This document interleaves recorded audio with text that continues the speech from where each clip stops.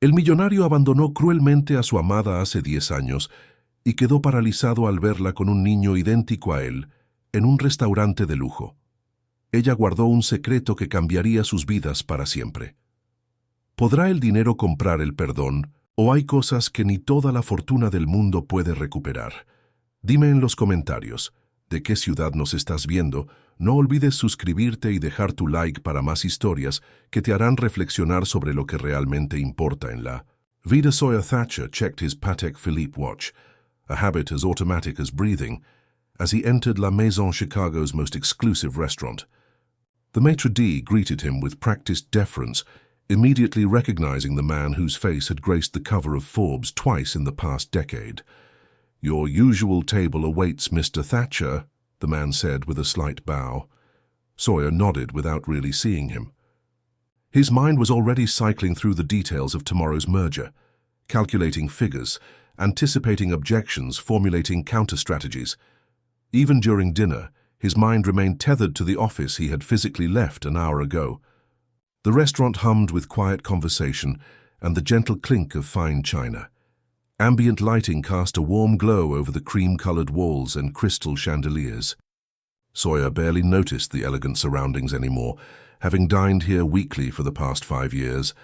La Maison was convenient, consistent, and discreet, qualities he valued in all aspects of his life. As he settled at his corner table, his attention was momentarily drawn to a light, melodious laugh that cut through the restaurant's carefully modulated atmosphere. Something about it tugged at his memory, a distant echo of another time before spreadsheets and board meetings had consumed his existence. He looked up, and the world suddenly compressed into a singular moment. Across the room sat a woman with copper-colored hair cascading over one shoulder. Her head tilted slightly as she smiled at something the young man opposite her had said. Even at this distance, Sawyer recognized the curve of her neck, the way she tucked a strand of hair behind her ear, gestures that had once been as familiar to him as his own reflection. Avalon. He hadn't seen her in 10 years, not since that rainy April morning when she'd asked for more than he believed he could give. Not since he'd chosen the path that led to his current empire and his solitary existence. But it wasn't Avalon that caused his breath to catch. It was the young man sitting across from her. The resemblance was uncanny. The same sharp jawline, the same analytical eyes that Sawyer saw every morning in the mirror. The young man laughed again, and Sawyer recognized his own rare smile. The one Avalon used to say transformed his entire face. An unfamiliar sensation coursed through Sawyer's body, something between vertigo and revelation. The crystal-clear logic that governed his life suddenly turned opaque as the young man's identity became devastatingly obvious. Sawyer's hands gripped the edge of the table as the restaurant seemed to tilt around him. He had built a fortune by anticipating every variable, by controlling every outcome. Yet here sat a possibility he had never calculated, an equation he had never solved. His son. The word formed in his mind with absolute certainty, though how such certainty arrived he couldn't say. As if sensing his stare, Avalon looked up. There, eyes met across the crowded room, and in that instant the carefully constructed walls of Sawyer's life began to crumble. Without conscious decision, Sawyer found himself standing drawn toward their table by a force more powerful than the gravity that had kept his feet firmly planted in boardrooms and corner offices for the past decade. Each step felt like crossing a chasm, bridging the life he had built, and the one he had never known existed. As he approached their table, Avalon's expression shifted from shock to something more complex, a mixture of resignation and apprehension that suggested she had always known this moment would eventually arrive. "Avalon," he said, his voice surprisingly steady despite the earthquake occurring within him. The young man looked up, confusion briefly crossing his features before they settled into a guarded expression. But not before Sawyer caught a flash of recognition in eyes that mirrored his own. "Hello, Sawyer," Avalon replied softly. "It's been a long time." The young man's gaze darted between them, his posture stiffening as understanding dawned. His eyes, Sawyer's eyes, narrowed slightly, assessing, calculating. The resemblance was so striking, it was almost painful to witness. "I believe, Sawyer." said his heart hammering against his ribs, that we have some catching up to do. The silence at the table stretched like an elastic band, pulled to its breaking point. Sawyer remained standing, unable to move, as the young man, his son, studied him with eyes that reflected both curiosity and wariness. The restaurant's ambient noise seemed to fade into the distance, leaving only the three of them in a pocket of strained quiet. "This is Garrick," Avalon finally said, her voice carefully controlled. She placed her hand protectively on the young man's arm. "Garrick, this is Sawyer Thatcher." Garrick's eyebrow lifted slightly, a gesture so familiar that Sawyer felt a jolt of recognition. It was the same expression he used when competitors made unexpected moves, when the board presented flawed strategies. "I know who he is," Garrick said, his voice deeper than Sawyer had expected. "Your picture's on the wall at Wharton. The great Sawyer Thatcher, business maverick." His tone was impossible to read, neither openly hostile nor remotely warm. Sawyer's gaze returned to Avalon. "May I?" he asked, gesturing to the empty chair at their table. Avalon glanced at Garrick, who gave an almost imperceptible nod. "Actually," she said, "perhaps we should move to somewhere more private." 20 minutes later, they sat in a private dining room that Sawyer had never known existed at La Maison. The maitre d' had arranged it with a single phone call, another reminder of the influence Sawyer's wealth commanded, though it suddenly seemed hollow. "How old are you, Garrick?" Sawyer asked once they were seated. 19. Garrick replied, his fingers tapping a restless rhythm on the table. "Sophomore at Northwestern." 19. The number hit Sawyer like a physical blow. He did the math instantly. Conceived just before he and Avalon had separated. A son who had existed for nearly 2 decades without his knowledge. "Why didn't you tell me?" Sawyer asked Avalon, unable to keep the accusation from his voice. Avalon's green eyes, once his favorite feature, now sharp with defensive anger, flashed. "You made it abundantly clear that your 5-year plan didn't include family entanglements," she said. "You called children career suicide the last time we discussed the possibility." "That was before," Sawyer began, then stopped. "Before what?" "Before he knew. That was precisely the point, wasn't it? Before you knew I was pregnant," Avalon finished for him. "I found out 2 weeks after you left. You were already in Singapore, closing the deal that put you on the map." Garrick's eyes narrowed as he watched the exchange. "Hold on," he said, his gaze shifting to his mother. "You told me he knew. You said he didn't want to be involved." Avalon's face paled. "Garrick, I never explicitly said—" "You let me believe he abandoned us," Garrick said, his voice rising slightly before he controlled it. "For 19 years I thought he knew about me and chose not to be part of my life." Sawyer felt the ground shifting beneath him once more. "How you never knew about me either?" he asked, meeting his son's gaze directly for the first time. "I knew who you were," Garrick replied, his jaw tightening. "Mom kept newspaper clippings, said it was important I knew my heritage even if you weren't interested in being a father." "I didn't say it exactly like that," Avalon interjected, distress evident in her voice. "You didn't have to," Garrick retorted. "It was implied in every conversation we never had about him." Sawyer struggled to process the layers of revelation unfolding before him. A son he never knew existed. A narrative he'd never had the chance to refute. A decade of fatherhood erased. "I would have wanted to know," Sawyer said, surprised by the certainty in his voice.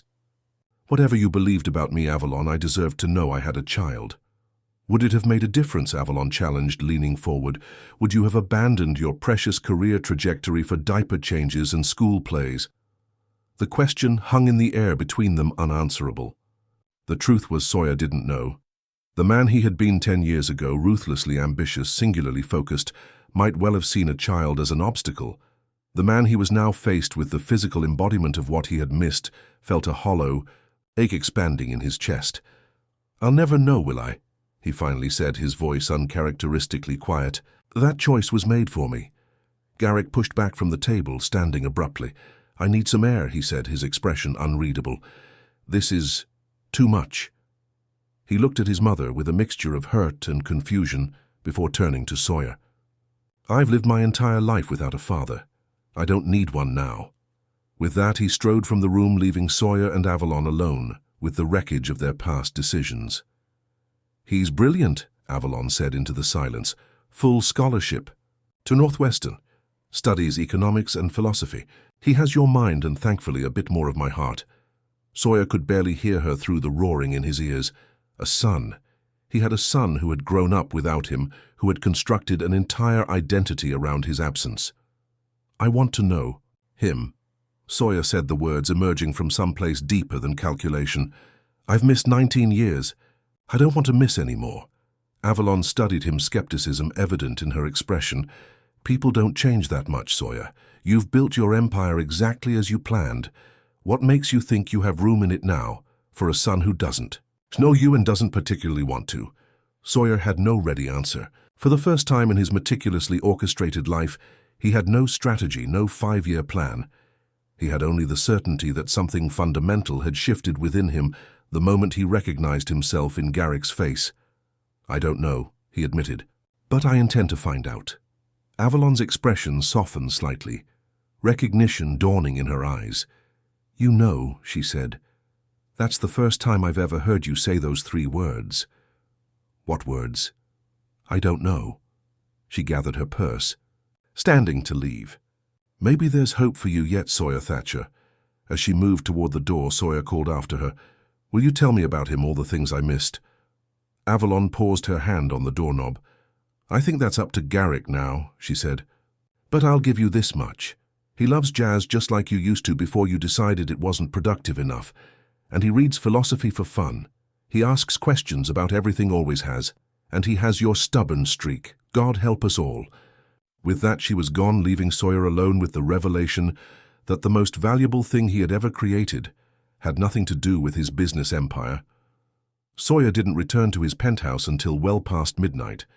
The city skyline glittered through the floor-to-ceiling windows of his living room, but he barely registered the view that had once filled him with satisfaction, tangible proof of how far he had climbed. He loosened his tie, a rare gesture of discomfort for a man who prided himself on control, and poured 3 fingers of 30-year-old scotch into a crystal tumbler. The liquor burned its way down his throat, failing to dislodge the knot that had formed there hours earlier. A son. He had a son. He moved to his desk and woke his computer with a touch.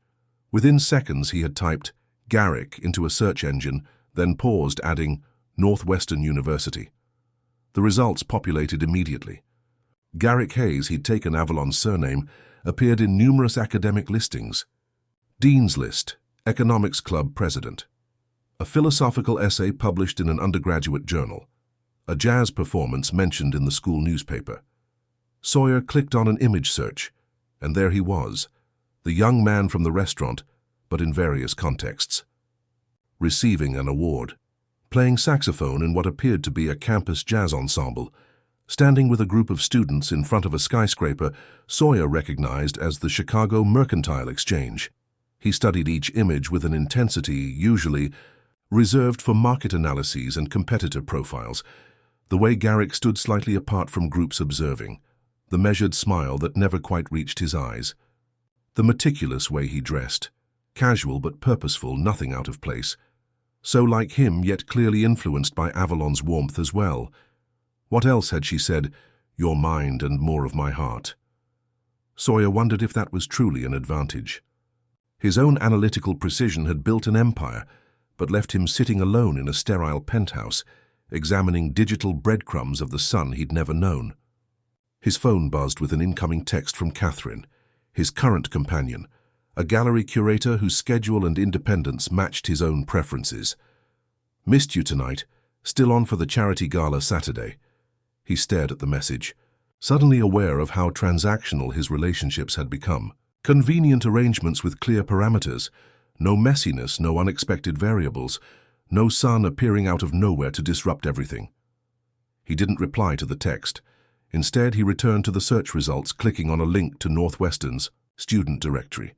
He found Garrick's school email address, and before he could analyze the wisdom of his actions, opened a new message window. His fingers hovered over the keyboard. What could he possibly say? Sorry I missed your childhood. I'd like to schedule a meeting to discuss our biological connection. for a man who regularly composed emails that moved Market's words suddenly, failed him. After several false starts, he wrote simply, "Garrick, I would like the opportunity to speak with you again at your convenience. There is much I'd like to know if you're willing.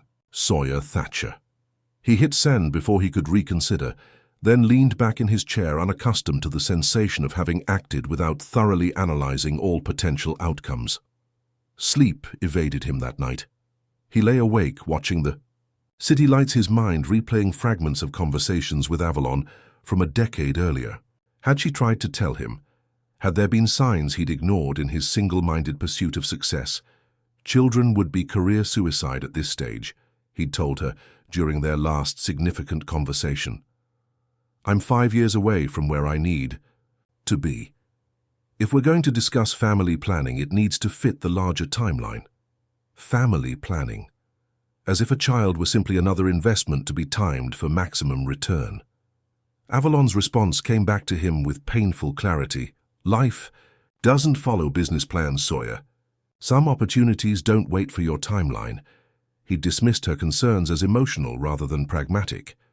2 weeks later, she'd ended their relationship, and he'd departed for Singapore the following day to close the deal that had indeed put him on the map, as she'd said tonight. He'd won everything he'd aimed for. Forbes covers, a financial empire, wealth beyond what most could imagine, and he'd lost something he hadn't even known existed, a son who had grown up believing his father had deliberately chosen not to know him. When dawn finally broke over the Chicago skyline, Sawyer rose and dressed with his customary precision. He arrived at his office an hour earlier than usual, surprising his assistant, who was just settling at her desk. "Cancel my appointments today," he instructed her. "All of them." "Sir," she questioned, clearly puzzled by the unprecedented request. "The board meeting at 11. "Harrison can handle it," Sawyer interrupted, referring to his COO. "Tell him, I'll review the minutes tomorrow, and the call with Tokyo. Reschedule." He closed his office door, another unusual move, and settled behind his desk. For the first time in years, the financial reports awaiting his review held no interest. Instead, he opened his email, his heart rate increasing when he saw a response from Garrick Hayes in his inbox. The message was brief and coolly professional. "Mr. Thatcher, I appreciate your interest. However, I'm not certain what purpose further conversation would serve. I've managed fine without a father figure for 19 years. Nevertheless, if you feel compelled to continue this discussion, I could meet next Thursday at 4 p.m. at the Lakefront Coffee Shop near Northwestern's campus. Garrick Hayes." Sawyer read the message 3 times, analyzing its tone, its careful formality, the deliberate use of his surname rather than any paternal designation. The barriers were clear, yet an opening had been provided. Garrick could have simply ignored the email. He checked his calendar. Thursday afternoon held a critical investor meeting that had been scheduled for months. Without hesitation, he forwarded the meeting details to Harrison with instructions to handle it in his absence. Then he replied to Garrick, "Thursday at 4 p.m. works perfectly. I'll be there. Thank you for this opportunity." Sawyer.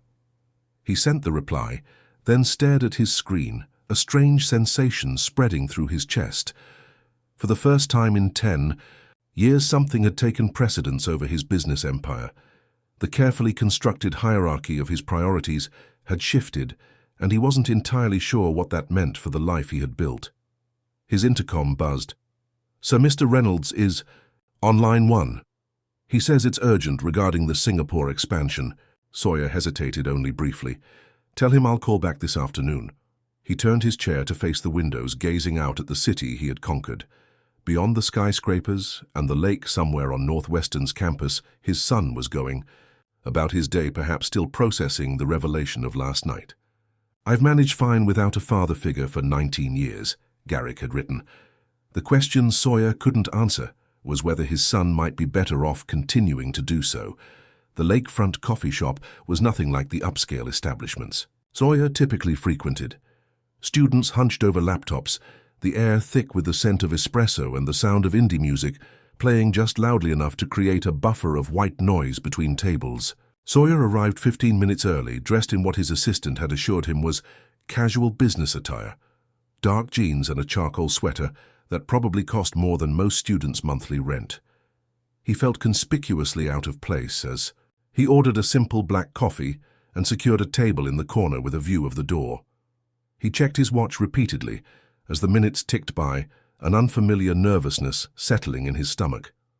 Board meetings with billions at stake had never made him this anxious. At exactly 400 p.m. Garrick entered the coffee shop. He paused in the doorway, scanning the room before his gaze landed on Sawyer. For a moment, Sawyer thought he might turn and leave. Instead, Garrick moved toward the counter ordered, and only then approached the table. "Mr. Thatcher," he said, setting down a mug of what appeared to be tea rather than coffee. "Please call me Sawyer," he replied, gesturing to the chair opposite. "Thank you for coming." Garrick sat, his posture straight but not rigid, his expression carefully neutral. "I have a class at 5:30, he said, "so we have about an hour." Sawyer nodded, suddenly unsure how to proceed.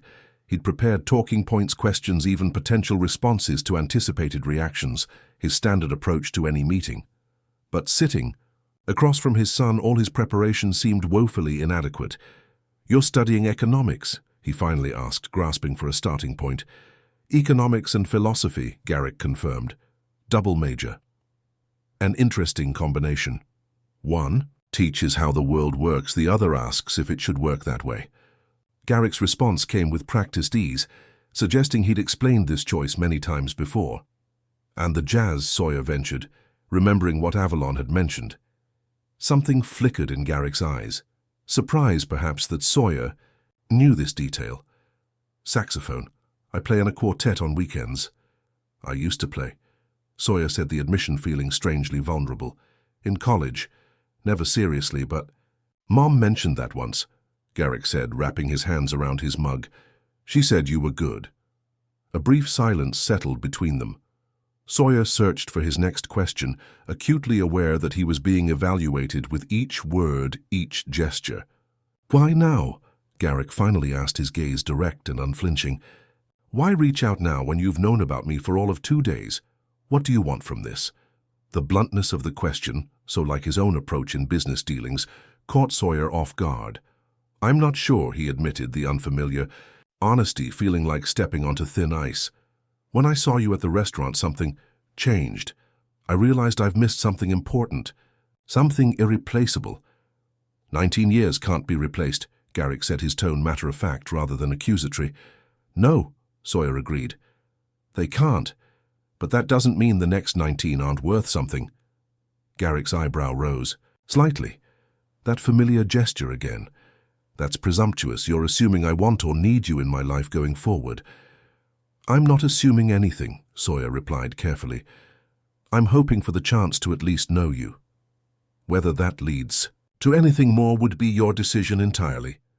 Garrick studied him with an intensity that reminded Sawyer of looking in a mirror. "You know it's strange," he said after a moment. "Growing up, Mom kept those articles about you, your success story, the deals you made. Sometimes I'd read them and try to find pieces of myself in your accomplishments." He paused, tracing the rim of his mug with one finger. "It's different seeing you in person. You're both exactly what I expected, and nothing like I imagined." "What did you imagine?" Sawyer asked, genuinely curious. "Someone colder," Garrick admitted. "More machine-like, I guess. The articles always described you as calculating, strategic, almost ruthless. And now," Garrick shrugged, "you seem uncertain, which doesn't fit the legend." Sawyer felt a smile tugging at his lips. "The legend is carefully cultivated," he said. "It's useful in business to be perceived as infallible. But not so. Useful for this conversation?" "No," Sawyer agreed. "Not for this." Another silence fell, less tense than the last. Garrick checked his phone briefly, then looked up again. "I should tell you," he said, his voice carefully controlled, "that I'm not looking for anything from you. Not money, not connections, not some kind of delayed paternal guidance. My life is established. I have goals, plans. I don't want those disrupted." "I understand," Sawyer replied, though the words stung more than he had anticipated. "May I ask what those goals are?" For the next 20 minutes, Garrick outlined his academic and career plans with a precision that was eerily familiar. Law school after his undergraduate degree. Eventually work in corporate ethics reform, making sure people like you play by better rules, he added, with a ghost of a smile that took some of the sting out of the words. Sawyer listened intently, asking occasional questions that revealed his genuine interest rather than mere politeness. As Garrick spoke, Sawyer recognized the meticulous planning, the strategic thinking that mirrored his own approach to life, yet directed toward goals he himself had never considered important. "You seem surprised," Garrick noted, pausing in his explanation. "Impressed," Sawyer corrected. "And yes, a bit surprised by your focus on ethics reform rather than pure business or law." "Mom's influence," Garrick said with a slight shrug. "She always said making money was easy. The hard part was remembering why it mattered." The observation hit Sawyer with unexpected force.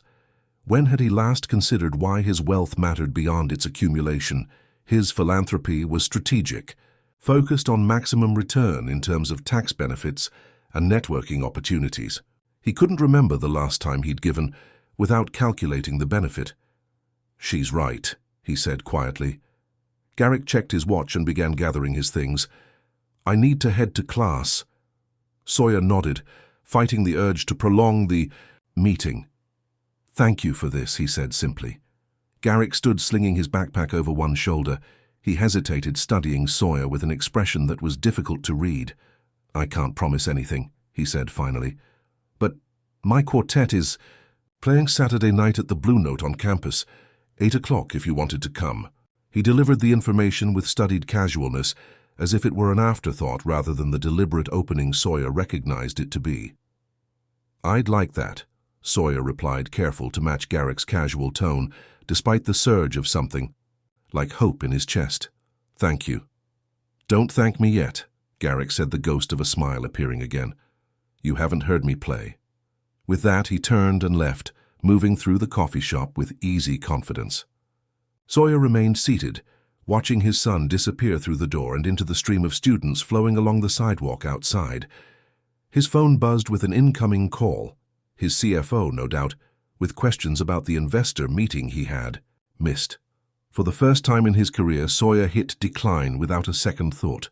Saturday evening found Sawyer standing outside the Blue Note, a small jazz club tucked into the corner of an older building on Northwestern's campus.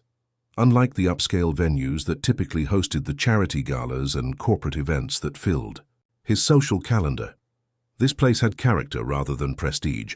Worn brick exterior, a neon sign with one flickering letter, and a line of students waiting to enter. He'd texted Catherine earlier to cancel their plans for the charity gala, offering only that something unexpected had come up. Her reply had been coolly understanding, but he'd detected the underlying irritation. Another relationship of convenience that required predictability above all else. As he approached the entrance, he felt strangely self-conscious. He'd deliberately dressed down in dark jeans and a navy sweater, but he still felt conspicuously older among the college crowd. The doorman, a burly student with tattooed arms, checked IDs and collected the modest cover charge. $20, the young man said when Sawyer reached the front, barely glancing at him. Sawyer handed over a crisp bill and entered the dimly lit club. The space was surprisingly intimate. Small tables arranged around a modest stage walls, decorated with vintage album covers and signed photos of jazz legends. A bar ran along one wall, serving more beer than cocktails, judging by the glasses in students' hands. He found an empty table near the back, ordered a scotch from a passing server, and settled in to wait. The club gradually filled the ambient noise, rising as more students arrived, many greeting each other with the easy familiarity of a tight-knit campus community. At precisely 8 o'clock, 4 young men took the stage with minimal fanfare. Garrick was second to last, carrying his saxophone with a casual confidence that suggested the instrument was an extension of himself rather than a separate object. He didn't scan the audience, giving no indication whether he expected Sawyer to be there or not. The quartet began without introduction, launching into a complex piece that Sawyer recognized as Coltrane's Giant Steps, a challenging composition that required technical precision and improvisational skill. He watched transfixed, as Garrick played, his eyes half closed in concentration, his body swaying slightly with the rhythm. The technical skill was impressive, but what struck Sawyer most was the passion evident in every note. This wasn't performance for performance's sake. It was expression in its purest form. When Garrick took his solo building a complex melodic structure that paid homage to the original, while creating something uniquely his own, Sawyer felt an unexpected tightness in his chest. Music had been his first love before spreadsheets and profit margins had consumed his focus.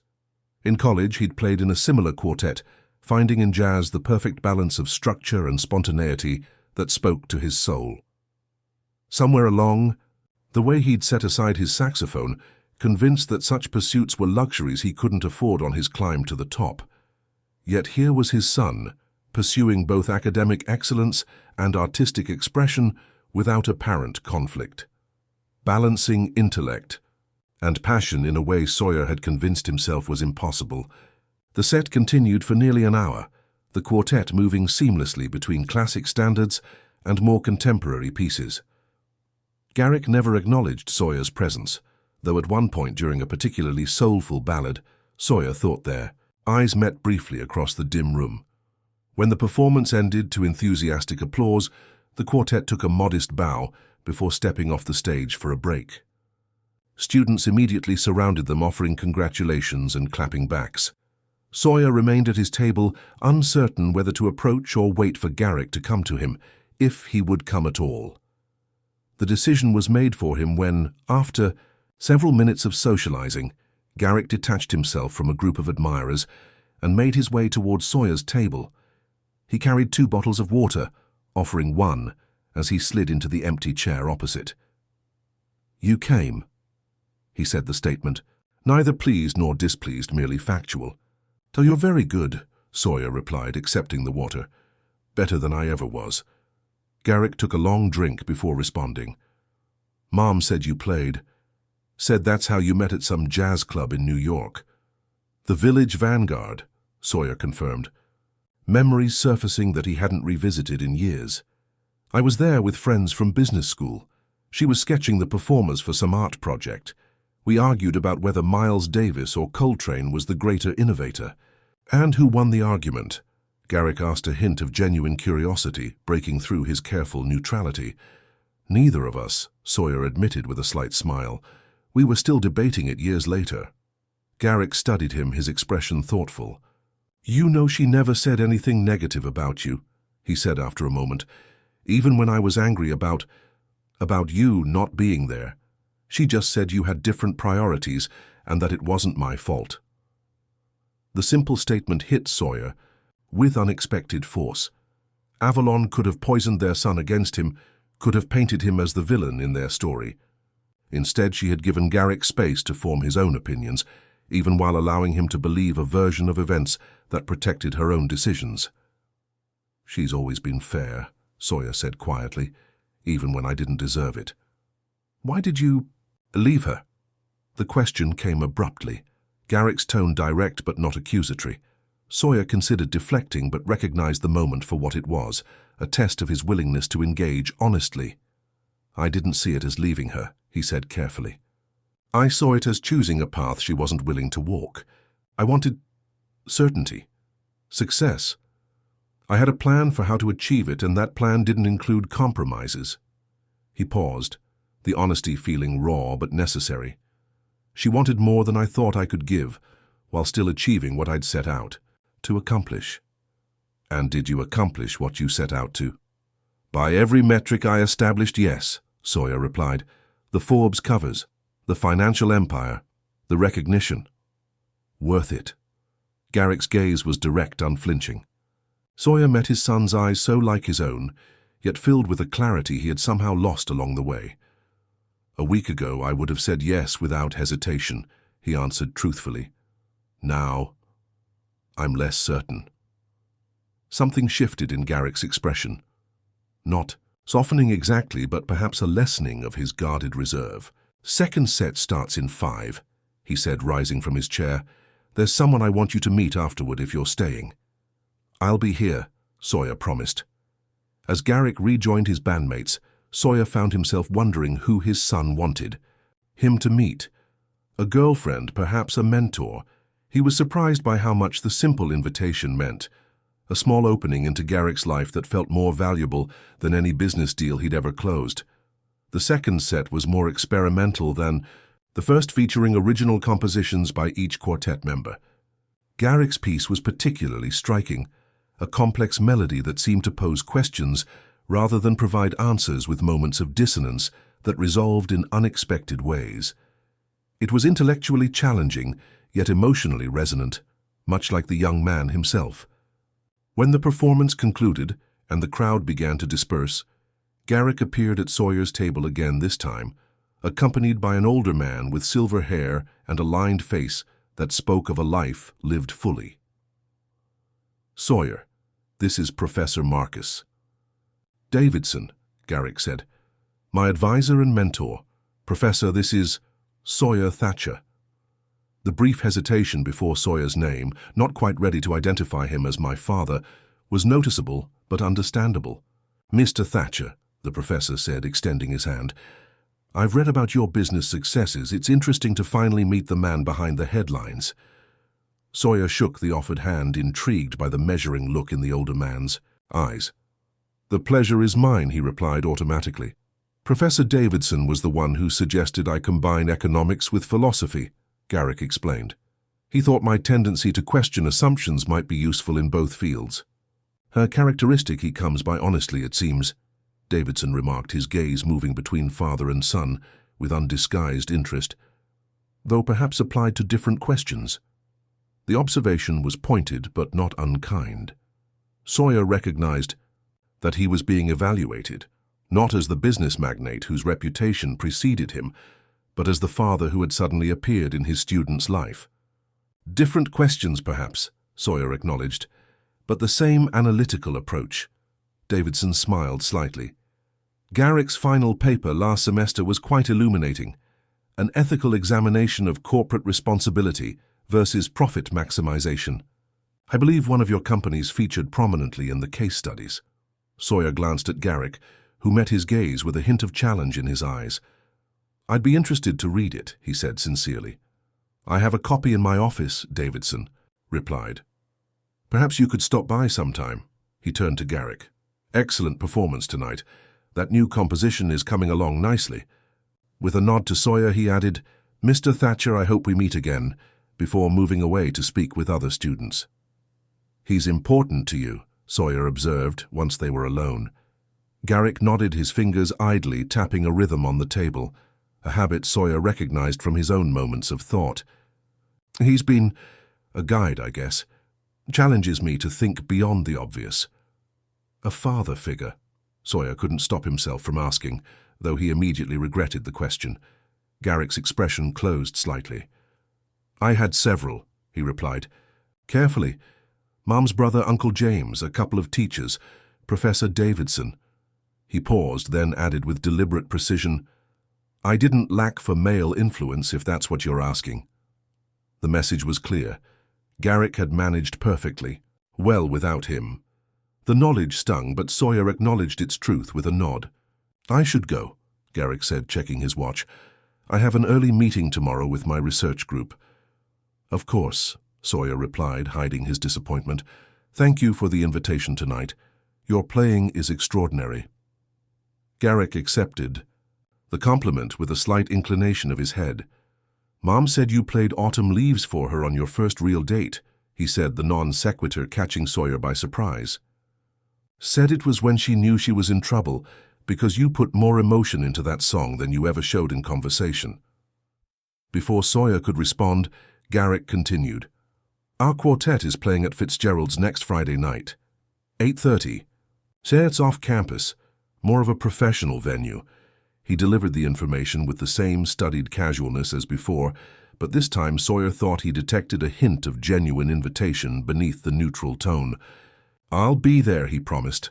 Garrick nodded, once slung his instrument case over his shoulder, and moved away to join his bandmates who were packing up on stage. He didn't look back, but he didn't need to. The invitation itself was significant. Not acceptance, not forgiveness, but perhaps the smallest beginning of a bridge across the chasm of 19 missing years. As Sawyer left the club and stepped into the cool night air, He realized that for the first time in as long as he could remember, he was looking forward to something that had nothing to do with business acquisitions or profit margins. The sensation was both foreign and vaguely familiar, an echo of the man he had been before ambition had narrowed his vision to a single relentless pursuit. His phone buzzed with an email notification, the quarterly projections he'd requested for review over the weekend. For once, he didn't immediately open the message. Instead, he slipped the phone back into his pocket and walked slowly toward his car, the notes of Garrick's saxophone solo still resonating in his mind. Monday morning's executive committee meeting proceeded as it always did, status reports, market analyses, strategic planning for the quarter ahead. Sawyer sat at the head of the conference table, ostensibly listening as his CFO outlined projected earnings, but his mind kept drifting to the way Garrick's hands had moved over the saxophone keys with such confidence and grace. "Sawyer," Harrison's voice broke through his distraction. "Your thoughts on the Singapore expansion timeline?" He refocused quickly, scanning the document in front of him. "The Q3 projection seems optimistic, given the regulatory hurdles," he said, slipping back into his familiar analytical role. "Let's revisit the timeline after next month's meeting with the APAC team." The meeting continued, but a strange sense of disconnect persisted. The decisions being discussed, investments worth millions, strategic moves that would impact thousands of employees, suddenly felt abstract theoretical in a way they never had before. When the meeting finally concluded, Harrison lingered as the others filed out. "Everything all right?" his COO asked, studying him with the careful attention that had made him Sawyer's most trusted lieutenant. "You seem distracted." Sawyer considered deflecting, but Harrison deserved better. "I recently discovered I have a 19-year-old son," he said, the words still strange on his tongue. Harrison's usual impassive expression gave way to genuine surprise. "I wasn't expecting that," he admitted after a moment. "May I ask how this came about?" Briefly, Sawyer outlined the chance encounter at La Maison, the revelation that Avalon had never told him about the pregnancy, and the tentative connections he was trying to establish with Garrick. Harrison listened without interruption, then asked simply, "How can I help?" The straightforward offer caught Sawyer off guard. He had expected questions, perhaps judgment, not immediate support. "I may need to adjust my schedule," he said carefully. "Be less available for a while." "Consider it done," Harrison replied without hesitation. "We've built a strong executive team. It's time we use them as intended." He paused, then added with uncharacteristic gentleness, "Some opportunities don't come around twice, Sawyer." The echo of Avalon's words from a decade earlier wasn't lost on him. "No," he agreed quietly. "They don't." After Harrison left, Sawyer remained at the conference table staring at the city skyline through the wall of windows. For years he had measured his worth by his ability to predict markets, control outcomes, eliminate variables that might disrupt his carefully constructed plans. Now the most significant development in his life had come completely unplanned, unpredicted, uncontrolled. And rather than feeling threatened by this disruption, he found himself drawn to it, compelled by the complexity of emotions it evoked. His intercom buzzed. "Sir, Ms. Hayes is here to see you." Avalon, he hadn't expected her. "Send her in," he replied, rising from his chair. She entered a moment later, as striking as she had been at La Maison, but dressed more casually now in jeans, and a simple blouse, her copper hair pulled back in a loose knot. She carried a large portfolio case that he recognized from their past, her art supplies always nearby. "You're still in the same office," she observed, glancing around the space. "Bigger now, but the same view." "Some things don't change," he replied. "Would you like to sit?" She nodded, setting her portfolio against the wall before taking one of the chairs at the conference table. "I spoke with Garrick," she said without preamble. "He mentioned you attended his performance." "He's very talented," Sawyer said, resuming his own seat. "You must be proud." "I am," she agreed simply. A brief silence settled between them, not uncomfortable but weighted with unspoken history. Avalon broke it first. "I need to apologize," she said, her green eyes meeting his directly. "Not for keeping Garrick, but for not telling you about him. Whatever my reasons seemed at the time, you deserve to know. The apology surprised him. "Thank you," he said quietly, "though I understand why you made that choice. I didn't make room for alternatives to my plan." "No, you didn't," she agreed, a hint of the old pain flickering across her features. "But that doesn't justify what I did." Sawyer studied her, struck by how familiar she still seemed, despite the decade that had passed. "He said you never spoke negatively about—" To him, a small smile touched her lips. "What would have been the point? Besides, there was plenty to admire about you, even if your priorities didn't include us." She paused, then added softly, "And he's so much like you in some ways. I couldn't criticize those parts of you without criticizing those parts of him." The observation landed with unexpected force. Sawyer had recognized himself in Garrick's analytical mind, his careful speech, his measured reactions. But he hadn't considered what it must have been like for Avalon, raising a son who constantly reminded her of the man who had chosen ambition over their relationship. "That must have been difficult," he said. Avalon shrugged slightly. "Sometimes. But he got the best of both of us, I think. Your mind, my heart, though that's an oversimplification. He has his own unique combination." She leaned forward, her expression growing serious. "Which brings me to why I'm here. What are your intentions, Sawyer?" The directness of the question was pure Avalon. No games, no manipulation, just honest inquiry. It was one of the qualities that had first attracted him to her before he had come to see such straightforwardness as inefficient in negotiations.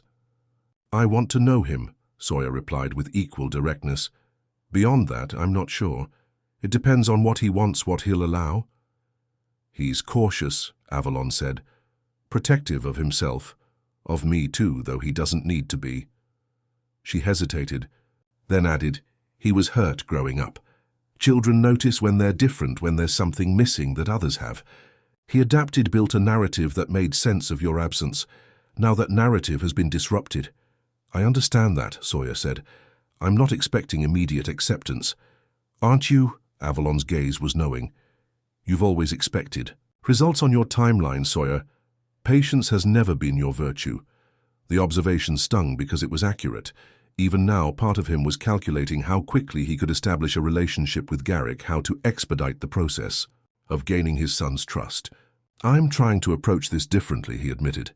"It's unfamiliar territory." Something softened in Avalon's expression. "That's a start," she said. She reached for her portfolio and extracted a large envelope, sliding it across the table to him. "These might help." Sawyer opened the envelope to find photographs, dozens of them chronicling Garrick's life from infancy through adolescence and into early adulthood. Garrick as a toddler grinning with 2 teeth. Elementary school Garrick with a science fair project. Teenage Garrick with his first saxophone. "I thought you might want these," Avalon said quietly, "to fill in some of the gaps." The unexpected gesture left Sawyer momentarily speechless. He lifted a photo of Garrick at what appeared to be a high school graduation, his expression serious even in that moment of achievement. "He doesn't smile easily," Avalon commented, watching Sawyer's reaction. "That's another thing he gets from you." Sawyer continued through the photos, absorbing the visual evidence of the years he had missed. Birthdays, holidays, ordinary moments that collectively formed the foundation of a life he should have witnessed firsthand. "Thank you," he said finally, his voice uncharacteristically rough. "This is more than I expected." "He's meeting you halfway," Avalon said, rising from her chair. "That invitation to Fitzgerald's, that's significant, Sawyer. He's giving you a chance to see his world, to be part of something that matters to him." "I know," Sawyer replied carefully, returning the photos to their envelope. "I won't waste the opportunity." Avalon moved toward the door, then paused. "For what it's worth," she said, "I think this could be good for both of you. Just be patient and be honest with him. Garrick can spot calculation a mile away, another quality he inherited from you." After she left, Sawyer cancelled his remaining appointments for the day, instructing his assistant to hold all calls. He spent hours going through the photographs, studying each one as if it might reveal some essential truth about the son he was just beginning to know. In many of the images, he recognized gestures and expressions that mirrored his own. The slight furrow between Garrick's brows, when concentrating the way he stood slightly apart from groups while still being part of them, the measured smile that suggested careful consideration rather than spontaneous joy.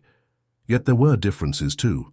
In photos where Garrick played his saxophone, there was an abandon, a passion that Sawyer recognized he had deliberately suppressed in himself decades ago. There was a thoughtfulness in Garrick's gaze that suggested he questioned things Sawyer had long accepted as immutable truths. As evening fell, casting long shadows across his office, Sawyer carefully placed the photos in his briefcase. He had built his career on identifying patterns, predicting outcomes, controlling variables. But as he gazed at the evidence of a life that had proceeded without his knowledge or influence, he recognized that some things couldn't be reduced to spreadsheets or projected earnings.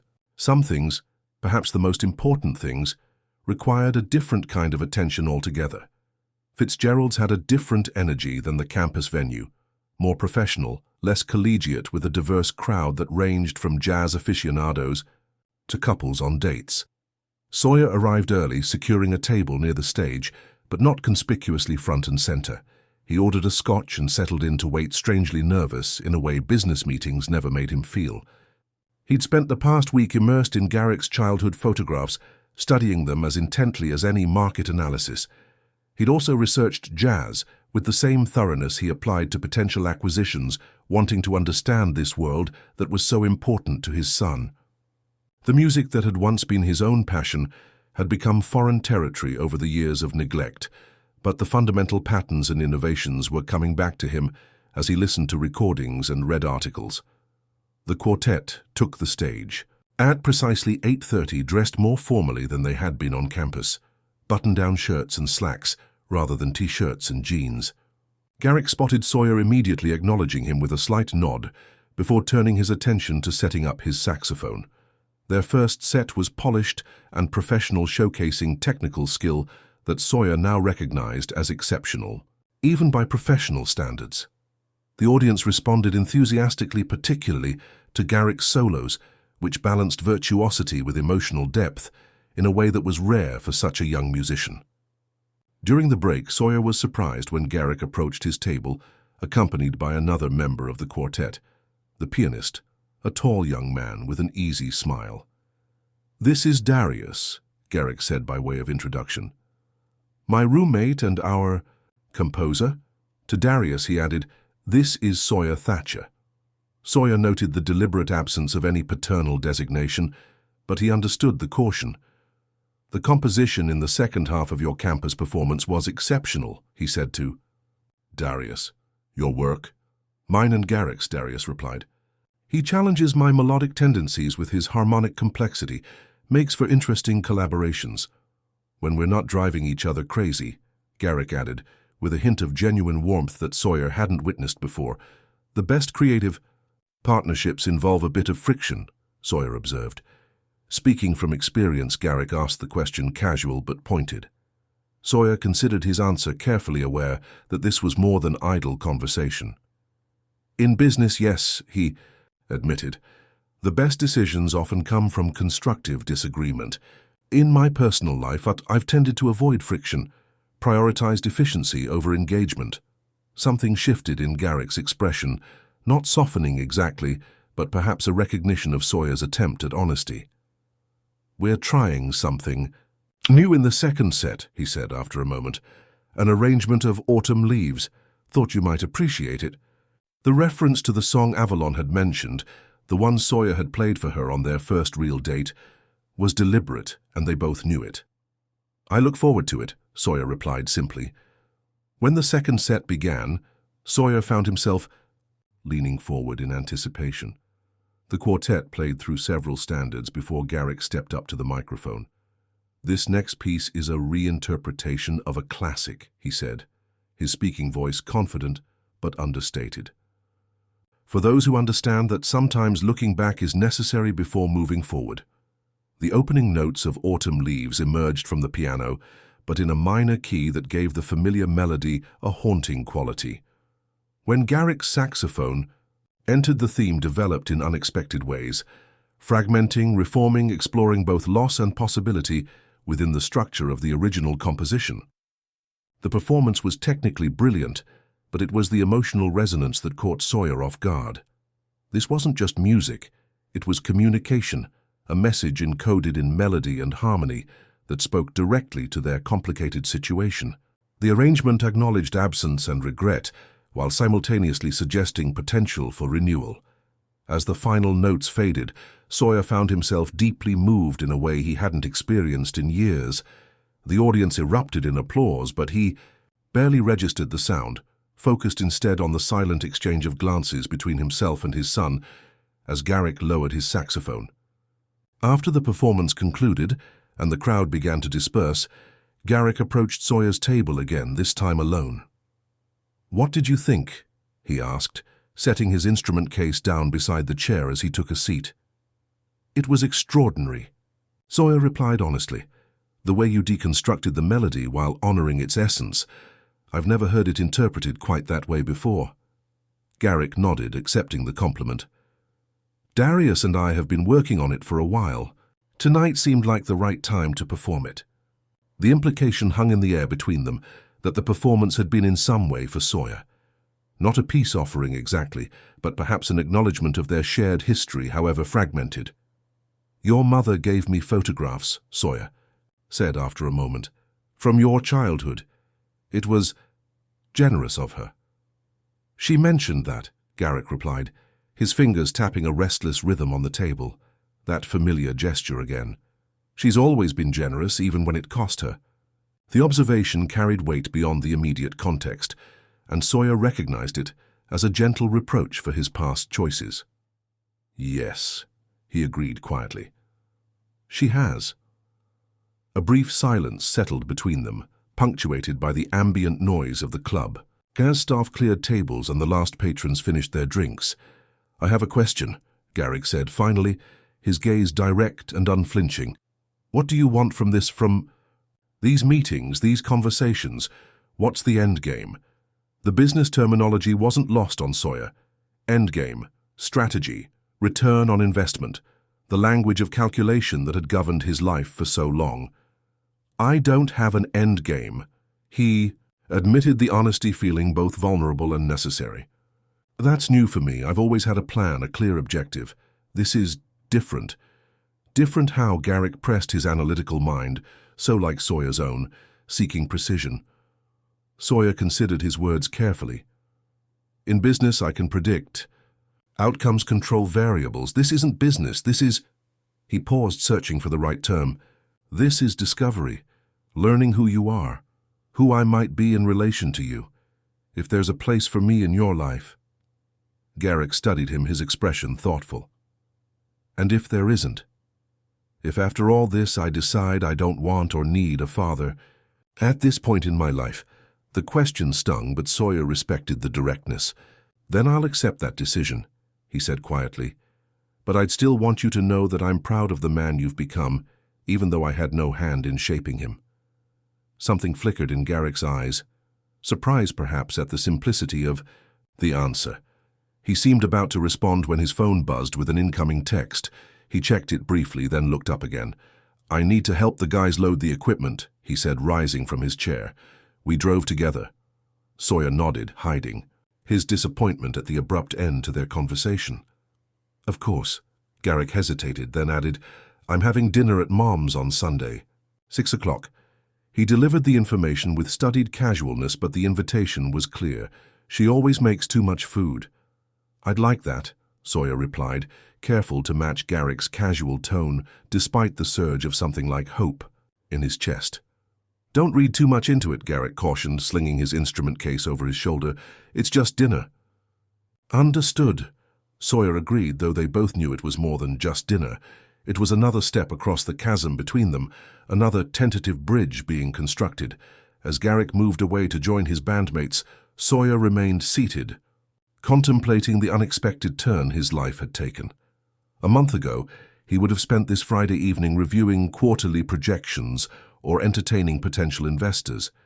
Instead, he had sat in a jazz club, listening to his son communicate through music, what they hadn't yet found words to express. For the first time in longer than he could remember, the weekend ahead held something more valuable than networking opportunities or strategic planning sessions. It held the possibility of connection, tentative and uncertain but real. As he left the club and stepped into the cool night air, Sawyer found himself humming the melody of Autumn Leaves, not the classic version he had once played for Avalon, but the reinterpreted arrangement Garrick had performed tonight. Past and present memory and possibility, woven together in a pattern he was only beginning to understand. Sunday evening found Sawyer standing outside Avalon's brownstone in Lincoln, Park a bottle of wine in one hand, and an unexpected nervousness settling in his stomach. He'd faced hostile takeovers and market crashes with less trepidation than he felt approaching this dinner. He'd deliberated far too long over what to bring. Wine seemed simultaneously presumptuous and inadequate, and what to wear. In the T1 end he'd opted for casual slacks and a sweater, leaving the power suits that functioned as his daily armor hanging in his closet. Before he could knock, the door swung open to reveal Avalon dressed simply in jeans and a soft blue blouse that brought out the green of her eyes. "You're precisely on time," she observed with a slight smile. "Some things never change." "Force of habit," Sawyer replied, extending the wine. "I hope this is appropriate." "It's fine," she assured him, accepting the bottle. "Come in. Garrick just arrived a few minutes ago." The house was modestly sized but warmly decorated with art on every wall, some pieces he recognized from their time together, others evidently newer acquisitions. Most striking were the large canvases that were clearly Avalon's own work. Her art had evolved over the years, becoming more abstract but no less evocative. "Your work has changed," he observed, pausing to study a particularly compelling piece in the entryway, a swirl of blues and coppers that suggested movement and transformation. "Life changes us," she replied simply. "Come through to the kitchen. Garrick's helping with the finishing touches." He followed her through a comfortable living room into a kitchen where Garrick stood at the counter, sleeves rolled up as he tossed a salad with practiced ease. "Sawyer's here," Avalon announced, setting the wine on the counter. "Right on schedule." Garrick looked up, his expression neutral but not unwelcoming. "Hey," he said with a nod. "Hope you like lasagna. It's Mum's specialty." "One of the few dishes I can't ruin," Avalon added with a self-deprecating smile. "Garrick's the real cook in the family. Gets that from neither of us as far as I can tell." "Self-preservation." Garrick explained, the hint of a smile playing at the corners of his mouth. "Someone had to learn, or we'd have lived on takeout and breakfast cereal." The easy banter between them spoke of years of comfortable routines and inside jokes, a family dynamic that had developed in Sawyer's absence. He felt simultaneously drawn to it and excluded from it, aware that he was witnessing something precious that had flourished without him. "Can I help with anything?" he offered, feeling awkwardly superfluous in the well-choreographed routine of mother and son. "You can open the wine," Avalon suggested, handing him a corkscrew. "Glasses are in that cabinet." The simple task gave him something to do with his hands, a small role in the preparation. As he poured 3 glasses, he noticed Garrick watching him with that same analytical gaze that Sawyer recognized from his own reflection. "Mum says you never cook," Garrick observed, "that you used to order in every night even back then." "Guilty. As charged," Sawyer admitted. "I've never seen the point in learning when there are people who do it much better than I ever could."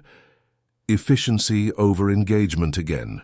Garrick asked the question, pointed but not unkind. Sawyer recognized the reference to their conversation at Fitzgerald's. "Touché," he acknowledged with a slight smile. "Though in my defense, my cooking would likely be hazardous to anyone's health." "A man who knows his limitations," Avalon commented, removing the lasagna from the oven. "That's new." The observation might have stung from anyone else, but from Avalon, who had known him at his most ambitiously certain, it felt like simple truth rather than criticism. They settled at the dining table, and for a few awkward moments, no one seemed sure how to proceed. It was Garrick who finally broke the silence. "So," he said, serving himself salad, "I have that ethics presentation on Tuesday, the one about corporate responsibility in pharmaceutical pricing, the one using Thatcher Industries' subsidiary." As a case study, Avalon asked, a hint of mischief in her eyes as she glanced at Sawyer. Sawyer raised an eyebrow. "I'm featured in your academic work," he asked Garrick. "Medicore's pricing structure made it an interesting example," Garrick replied, his tone carefully neutral. "Particularly the insulin patent extension controversy from 2018. Sawyer remembered the situation well, a complex legal maneuver that had extended patent protection on a key medication, maintaining higher pricing for an additional 7 years. It had been perfectly legal, strategically sound from a business perspective, and had generated significant shareholder value. It had also prevented the development of more affordable generic alternatives, a fact that had been briefly noted in board discussions, but deemed irrelevant to the primary objective of profitability. "And your analysis?" Sawyer asked, genuinely curious about how his son had interpreted the decision. "That short-term profit maximization strategies often create long-term ethical deficits," Garrick replied, meeting his gaze directly. "And that those deficits eventually impact the bottom line through regulatory backlash, public relations damage, and workforce demoralization." The assessment was pointed, but not inaccurate. Medicore had indeed faced significant regulatory scrutiny in subsequent years, along with a public relations challenge that had required extensive damage control. A fair analysis, Sawyer acknowledged, though incomplete without considering the competitive landscape and shareholder expectations that drove the decision. "Which I did include," Garrick assured him. "The goal isn't to demonize, but to understand the systemic pressures that lead to ethically questionable decisions, and to identify alternative approaches that balance profit with social responsibility." Sawyer found himself genuinely impressed by the nuance of Garrick's thinking. "I'd be interested in reading the full presentation," he said sincerely. "I can send you a copy." Garrick offered, the response coming more easily than Sawyer had expected. "It's still in draft form." "I'd appreciate that." A more comfortable rhythm established itself as the meal progressed. Avalon shared stories of her current art projects, a series of works for a new gallery opening in the city. Garrick spoke about his courses and his quartet's upcoming performances. Sawyer found himself speaking less about business and more about the books he'd been reading recently, a return to philosophy texts he'd enjoyed in college before pragmatism had narrowed his focus. It wasn't until they had moved to coffee and dessert that Avalon brought up the past directly. "Garrick was asking about how we met," she said, her gaze meeting Sawyer's over her coffee cup. "I told him my version, but I thought he might want to hear yours as well." Sawyer glanced at Garrick, who was watching him with undisguised curiosity. The village vanguard, he began, memories surfacing that he hadn't revisited in years. "I was there with classmates from business school, a rare night off from studying. Your mother was sketching the performers, this intense look of concentration on her face." "I wasn't aware of him watching me," Avalon interjected with a small smile. "Not until he came over during the break and asked to see my sketches." "I was intrigued," Sawyer admitted. "Everyone else was there to network or unwind. She was there to create something, to capture something essential about the music and the musicians." "He pretended to know more about jazz than he actually did," Avalon added, her eyes twinkling with the memory. "Tried to impress me with his knowledge of modal improvisation, so which you immediately saw through," Sawyer acknowledged with a slight smile. "And called you on it," Avalon finished. "You looked so surprised. This confident business student, used to impressing everyone with his quick thinking, suddenly caught in a bluff." Garrick was watching their exchange with undisguised interest, his gaze moving between them as if trying to reconcile these younger versions with the people sitting before him. "What happened next?" he asked. "I admitted my ignorance," Sawyer replied, "and asked her to educate me." "Which I did," Avalon said. "We spent the rest of the evening talking about jazz art and the tension between structure and spontaneity." Her expression grew thoughtful. "It was the first time I'd met someone who could articulate so precisely why certain creative choices worked or didn't work, even without formal training in art. And the first time I'd met someone who could help me see beyond pure analysis to the emotional impact of a piece." Sawyer added, the memory surprisingly vivid after so many years. A brief silence fell, weighted with the recognition of what had drawn them together and what had ultimately driven them apart: the complementary perspectives that had initially fascinated them both, before differences in priorities had created an unbridgeable gap.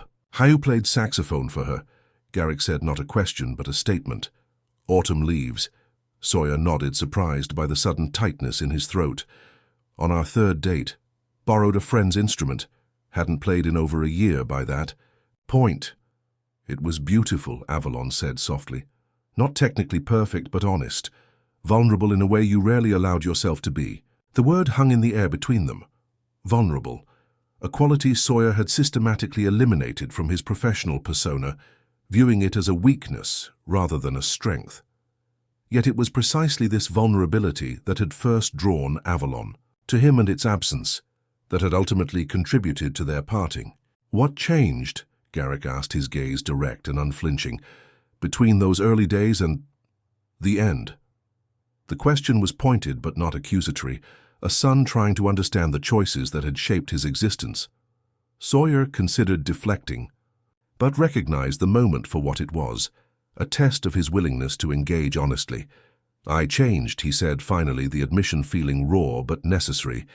Or perhaps I became more fully what I already was. The ambition, the focus on achievement, those were always there. But somewhere along the way they became the only things that mattered. It was gradual, Avalon added, her tone gentle. Not a single moment or decision, just a slow shifting of priorities, until we found ourselves wanting fundamentally different lives. I wanted certainty, Sawyer continued, meeting Garrick's gaze. A clear path to specific goals. Your mother wanted room for possibility, for the unexpected. He paused, the irony of the current situation not lost on him. She was right, as it turned out. Garrick's expression remained thoughtful, analytical, as he processed this information. And if you had known about me? He asked the question Sawyer had been asking himself since that first night at La Maison. Would that have changed your calculations? It was the question that had no satisfying answer, a hypothetical that could never be tested. I don't know, Sawyer admitted, the honesty feeling like the only appropriate response. The man I was then, I'd like to think it would have, but I can't say with certainty. The man you were then isn't the man sitting here now, Avalon observed, quietly. People do change given sufficient reason. Her words offered a subtle absolution that Sawyer hadn't expected and wasn't sure he deserved. Garrick seemed to consider them carefully, his expression unreadable as he studied both his parents. I should go, he said finally, rising from the table. Early class tomorrow, and I still need to finalize that presentation. Of course, Avalon replied, standing as well. Take some leftovers. You know there's always too much. As Garrick gathered his things, Sawyer felt the evening slipping away, uncertain whether the tentative connections formed had been strengthened or strained by the honest conversation. At the door, Garrick paused, turning to Sawyer with an expression that was difficult to read. That paper I mentioned, my presentation draft. I'll email it to you tonight. He hesitated, then added, I'd appreciate your perspective. Not just on the business aspects, but on the ethical framework. The request caught Sawyer by surprise, not just the invitation to review Garrick's work, but the implicit acknowledgement that his opinion might have value beyond pure business strategy. I'd be honored, he replied sincerely. Garrick nodded once, a brief but significant acknowledgement, before turning to hug his mother goodbye. As he stepped out into the evening, Sawyer recognized the moment for what it was. Not acceptance, not forgiveness, but perhaps the beginning of understanding. It wasn't the decisive resolution his business mindset constantly sought, but it was something more complex and potentially more valuable, a continuing conversation rather than a closed negotiation. The email arrived just after midnight, a toy document attachment with the simple subject line, draft presentation. Sawyer, still awake despite the late hour, opened it, immediately struck by the meticulous organization and clarity of thought evident in Garrick's work. The presentation analyzed Medicorp's insulin pricing strategy with remarkable thoroughness, examining financial, legal, ethical, and social dimensions of the decision-making process. Most striking was Garrick's ability to present multiple perspectives, without obvious bias, allowing readers to form their own conclusions while subtly guiding them toward a more nuanced understanding of corporate responsibility. Sawyer found himself challenged by the analysis in ways he hadn't anticipated. Rather than the simplistic critique of corporate greed he might have expected from a young academic, Garrick had produced a sophisticated examination of systemic pressures, incentive structures, and unintended consequences. After reading it twice, Sawyer drafted a lengthy response offering specific feedback on both the business analysis and the ethical framework. He caught himself several times slipping into a defensive posture regarding Medicorp's decisions, then deliberately shifted to a more reflective stance, acknowledging the validity of Garrick's observations about long-term consequences. By the time he finished his response, dawn was breaking over the Chicago skyline. He reviewed what he had written, struck by how seriously he was taking this exchange, not just as a means of connection with his son, but as an intellectual engagement.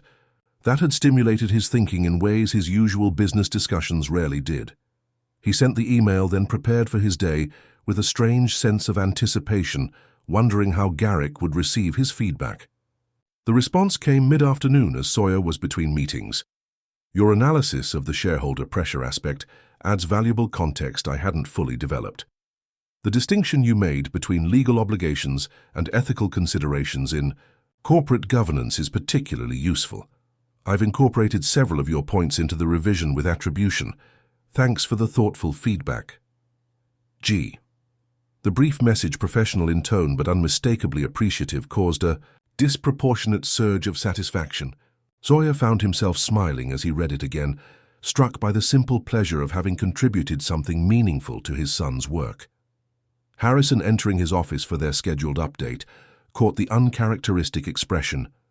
Good news, he inquired, settling into the chair opposite Sawyer's desk. My son asked for my feedback on an academic project, Sawyer replied, still somewhat surprised by the fact, and apparently found it useful. Harrison's eyebrows rose slightly. That's a significant step, he observed, from what you've described. Of your initial encounters, he seemed resistant to your involvement. He is to some extent, Sawyer acknowledged. This is academic analytical, safe territory in a way, but it's something. It's an opening, Harrison agreed, using his language, his framework to establish common ground. He hesitated, then added with the directness of a long-standing colleague. You seem different, Sawyer, more present somehow. The observation caught Sawyer off guard. Present. For years you've been 3 steps ahead in every conversation, already planning your next move, Harrison explained.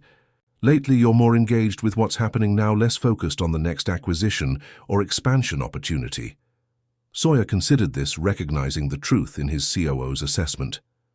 I suppose I am, he admitted. This situation with Garrick, it doesn't respond to my usual approach. There's no clear strategy, no defined outcome to pursue. And that bothers you, Harrison asked. Strangely, no, Sawyer replied, somewhat surprised by his own answer. It's challenging in a different way, requiring skills I haven't exercised much. Patience, receptivity, allowing things to unfold rather than controlling them, Harrison suggested. Precisely. Sawyer studied his longtime colleague with new appreciation.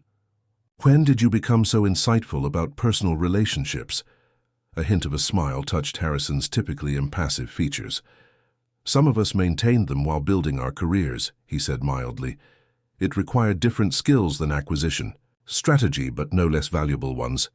The gentle rebuke was not lost on Sawyer. Harrison, for all his professional dedication, had maintained a stable marriage and raised 2 children who were now in college, achievements Sawyer had tacitly dismissed as secondary priorities at best, distractions at worst. Point taken, Sawyer acknowledged. Perhaps I should have consulted you on personal matters years ago. You weren't ready to hear it then, Harrison replied simply. Now shall we discuss the Singapore projections, or would you prefer to continue? This unexpected venture into personal growth. The wry comment broke the moment of unusual vulnerability, returning them to familiar professional territory. Yet as they proceeded through the business agenda, Sawyer found himself viewing the decisions before him through a slightly different lens, considering longer time frames, broader impacts, more diverse stakeholders than purely shareholders and executive. leadership. The shift was subtle but significant, a widening of perspective that he recognized was directly connected to his encounters with Garrick and the questions his son's academic work had raised about corporate responsibility and ethical decision-making. Later that week, Garrick presented his analysis to his ethics class with Professor Davidson supervising. Sawyer learned about it after the fact through a brief text message that arrived unexpectedly on Thursday evening. Presentation went well. Your input on shareholder fiduciary responsibility sparked good debate. Prof D asked if you'd consider speaking to our corporate ethics seminar sometime. No pressure either way. Jasi. The invitation, delivered with careful casualness, represented another opening, another potential bridge across the chasm between them. This one extending beyond their personal relationship into Garrick's academic world, offering Sawyer a chance to engage with ideas and perspectives he had long dismissed as theoretical rather than practical. "I'd be happy to speak with your seminar group," he replied. "Just let me know when." As he set down his phone, Sawyer reflected on how quickly his priorities had shifted. A month ago, he would have evaluated such a request based on networking, value, or potential recruitment opportunities.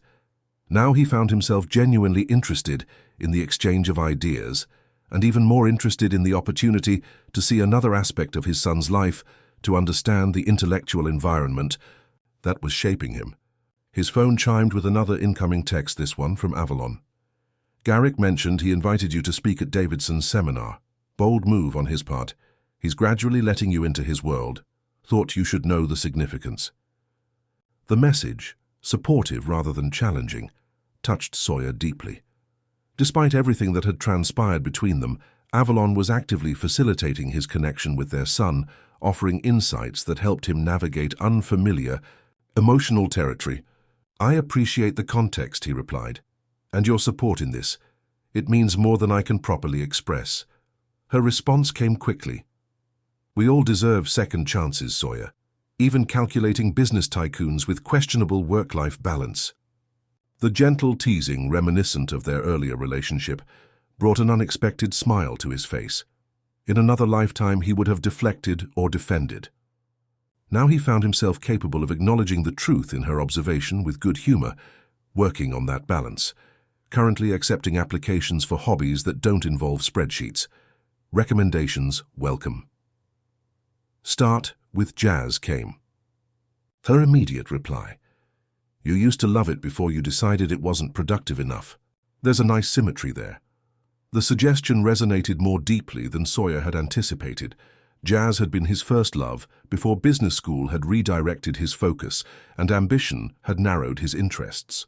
Returning to it now, when it formed such an important part of Garrick's life, felt somehow right.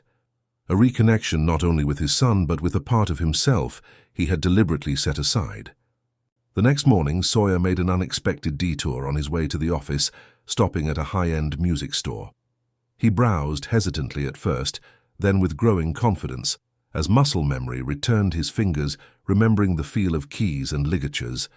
An hour later, he left with a saxophone case slung over his shoulder. Not the top-off-the-line model the eager salesperson had recommended, but a quality instrument similar to the one he had played in college.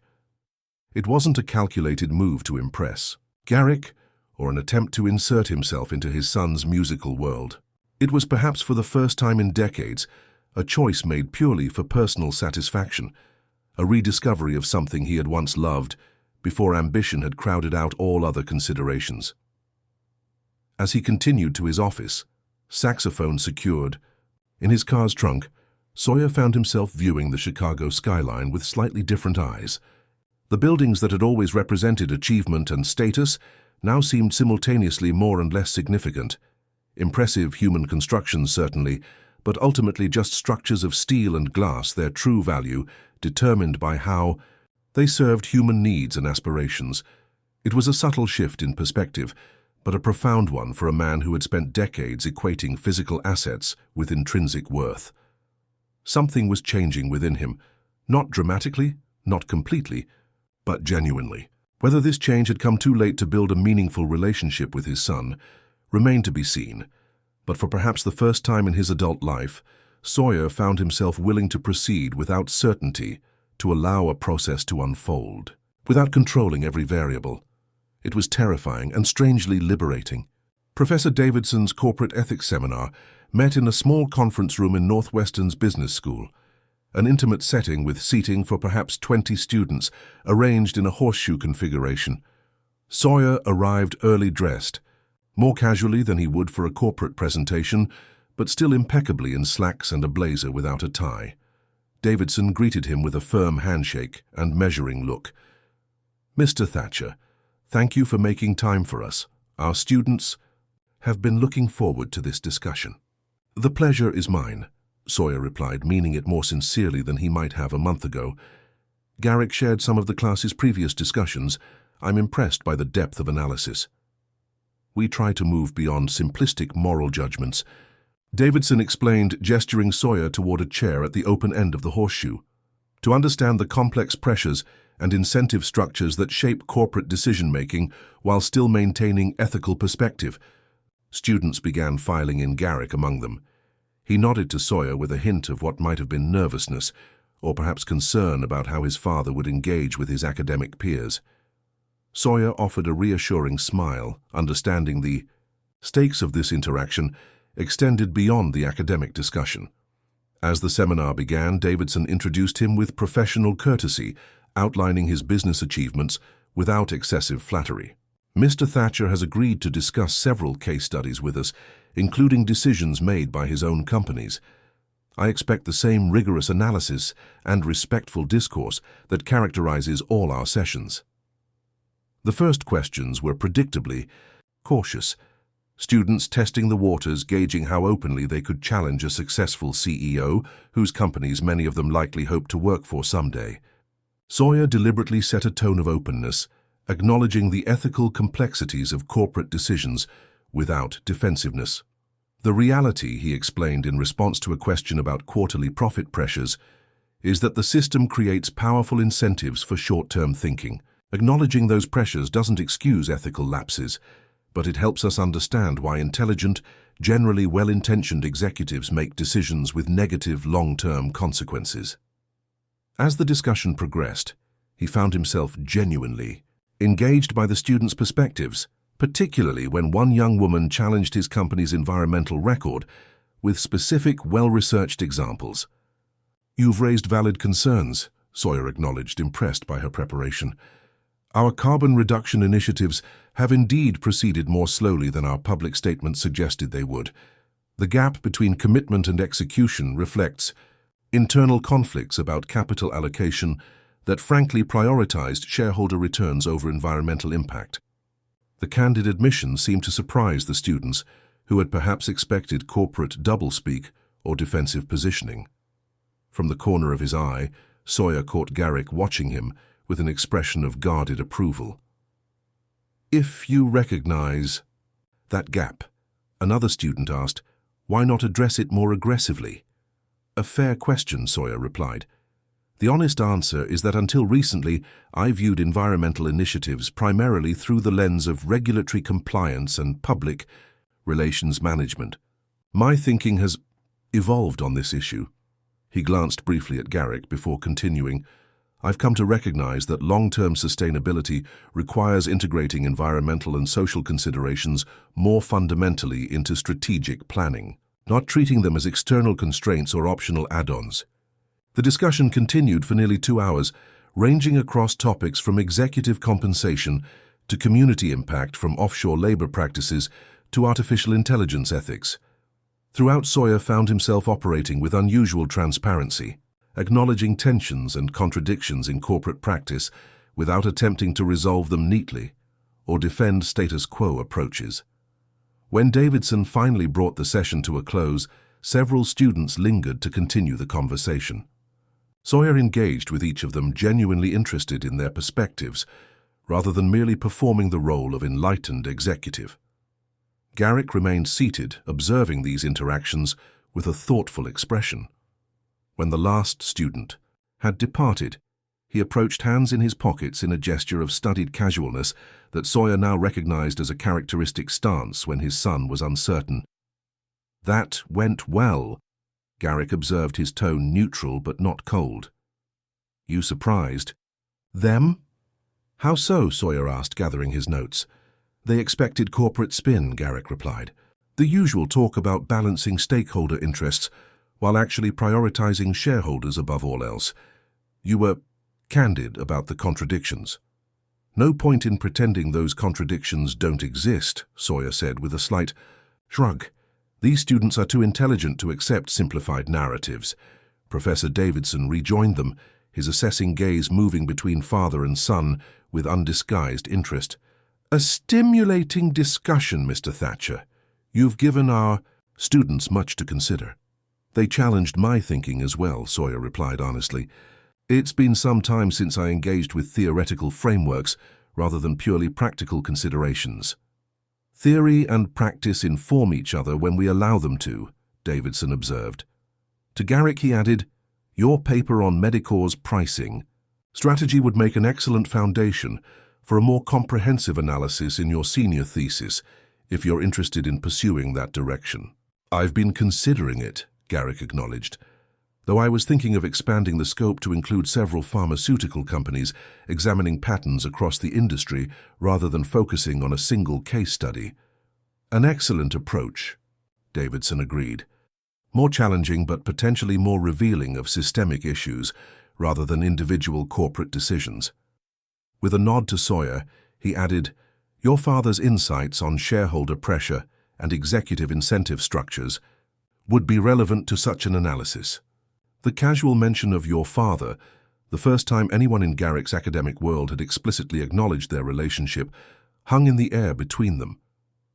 Garrick's expression flickered briefly, but he didn't correct or reject the designation. His perspective has been informative, he acknowledged carefully. It wasn't effusive praise, but Sawyer recognized the significance of the statement. A public acknowledgement, however qualified, of his contribution to Garrick's academic work. As they left the building together, walking side by side across the campus quad, Sawyer felt a tentative ease developing between them. Not comfort exactly, but perhaps a lessening of the initial tension and wariness. Thank you for the invitation today, he said as they paused near the campus center. I enjoyed the discussion more than I expected to. You were good with them, Garrick replied, his gaze direct and evaluating. Honest, without being defensive. They appreciated that. And you? Sawyer asked the question more vulnerable than he had intended. Garrick considered this his expression thoughtful. I've spent years studying corporate ethics, he said finally, reading case studies, analyzing decisions made by executives I've never met. It was interesting to hear directly from someone who's made those decisions, who understands the pressures and trade-offs from the inside. He paused, then added, especially when that person is biologically connected to me.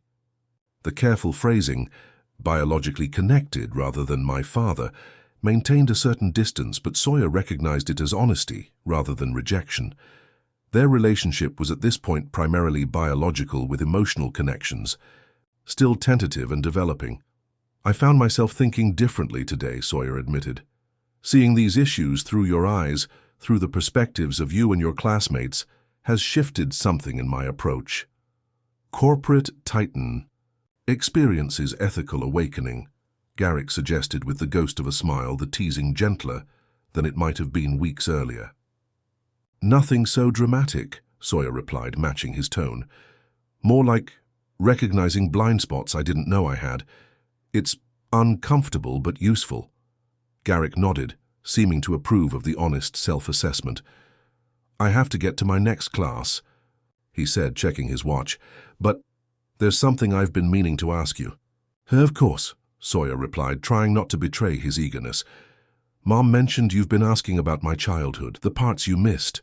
Garrick began, his expression carefully controlled. I thought, if you wanted, I could show you some videos sometime. Home movies, school performances, that kind of thing. She kept pretty much everything.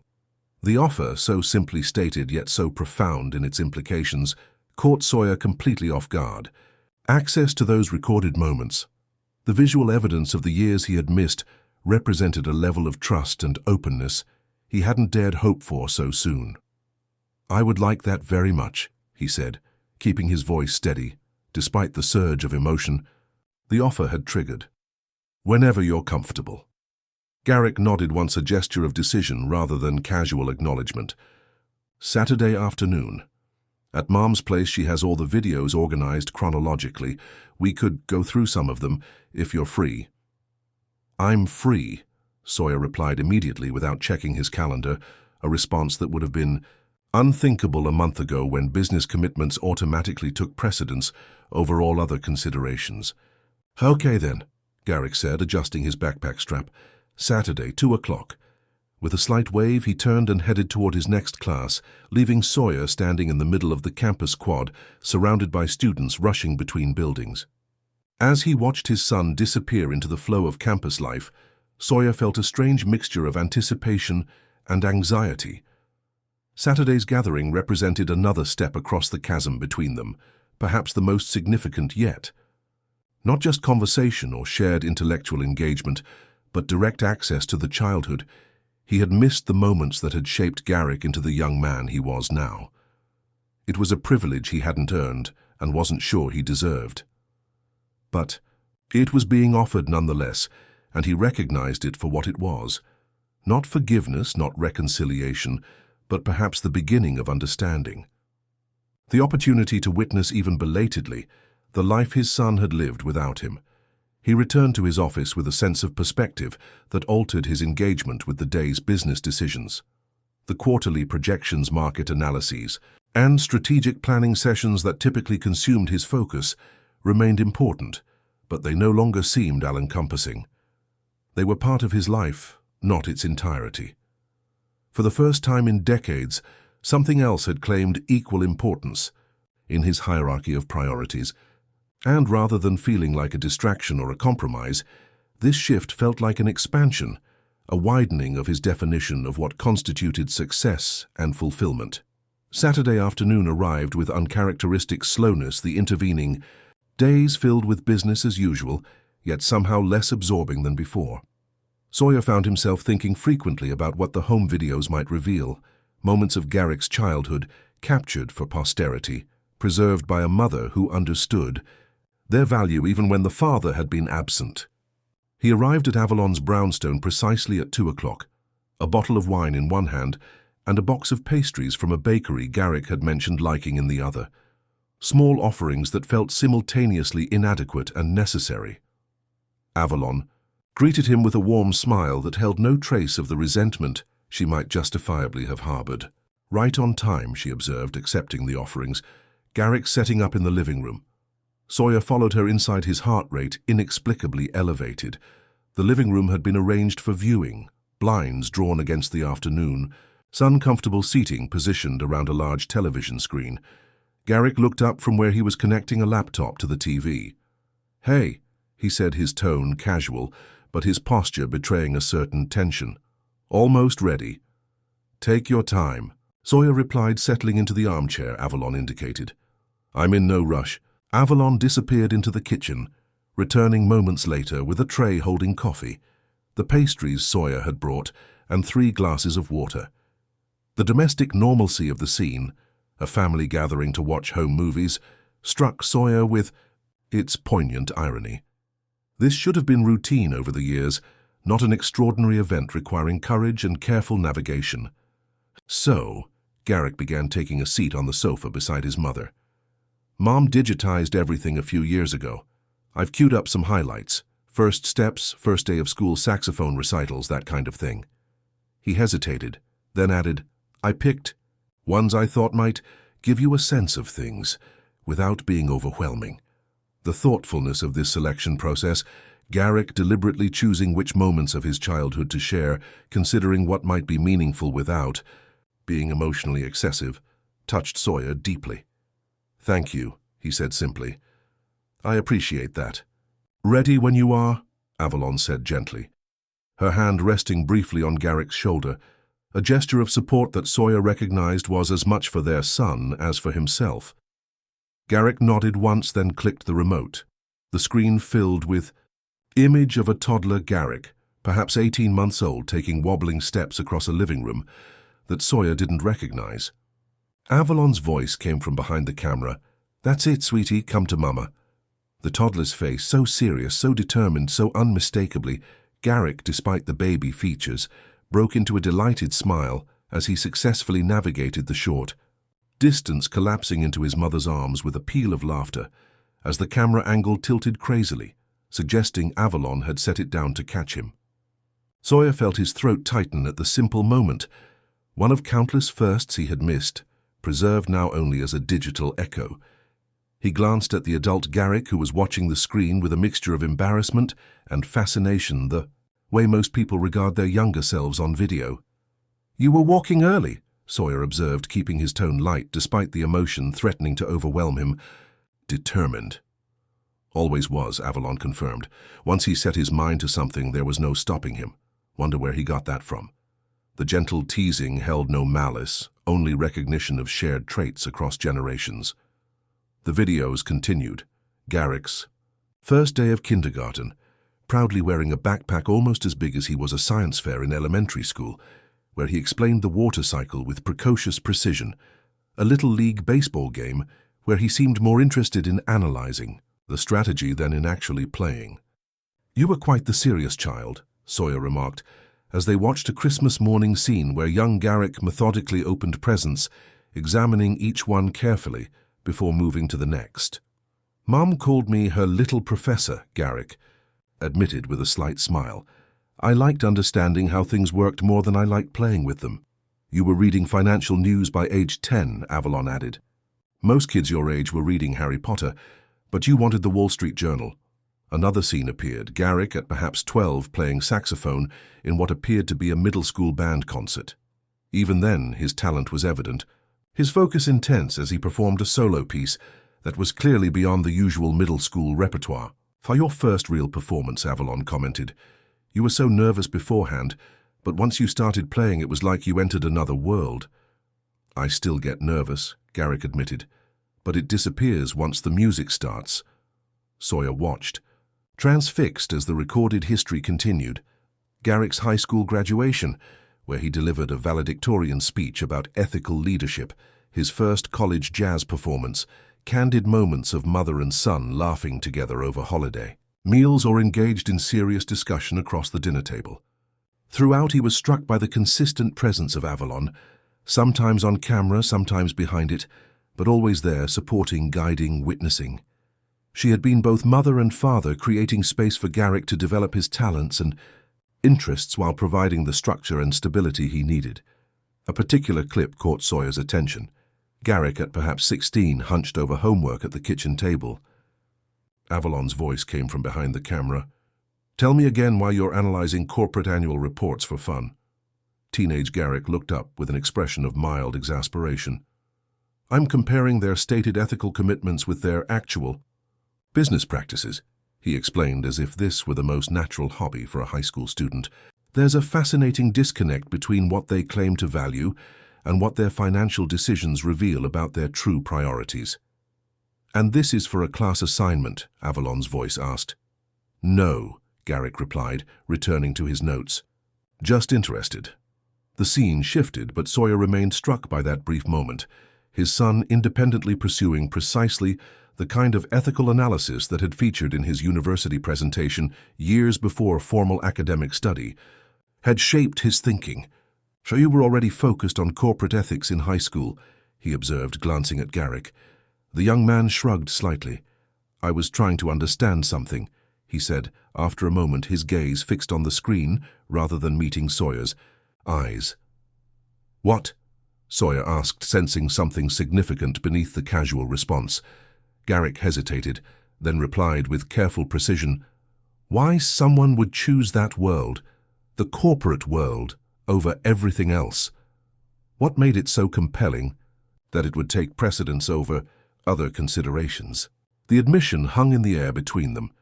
Garrick's teenage self trying to understand the father he believed had chosen business over him, seeking answers in corporate reports and financial statements when no personal explanation had been available. Before Sawyer could formulate a response, the screen filled with a new image. Garrick at his high school graduation again, but this time in a quiet moment after the ceremony, standing with Avalon. They weren't speaking, just standing close together, her arm around his shoulders, his expression a mixture of pride and something that looked like resolve. "Uncle James took that one," Avalon explained softly. "Right after you told me you'd decided on Northwestern instead of the East Coast schools that had offered scholarships. I wanted to stay close," Garrick said simply, the admission clearly significant, though Sawyer couldn't fully grasp its meaning. "He was worried about me being alone," Avalon explained, her gaze warm as she looked at her son. "Though I had repeatedly assured him I would be fine wherever he chose to go." "You would have said that regardless," Garrick replied with a hint of the stubborn certainty Sawyer recognized from his own decision-making process. Northwestern was a good choice anyway. The right program, the right mentors. "And close enough to keep an eye on me," Avalon added with gentle teasing, though her expression suggested deep appreciation for her son's consideration. The moment revealed another dimension of Garrick that Sawyer was only beginning to understand. Not just the analytical mind and musical talent, but a profound sense of responsibility toward the parent who had raised him, a protectiveness that had shaped major life decisions. Sawyer felt a complex mixture of gratitude and regret. Gratitude that his son had grown into such a thoughtful young man, regret that he had missed witnessing that development firsthand. And beneath both emotions, a growing appreciation for Avalon's role in nurturing these qualities, without the support a partner should have provided. "You've done an extraordinary job," he said quietly to Avalon, the words inadequate to express the depth of his appreciation, raising him to be who he is. "He made it easy," she replied, her gaze warm as she looked at Garrick, most of the time anyway.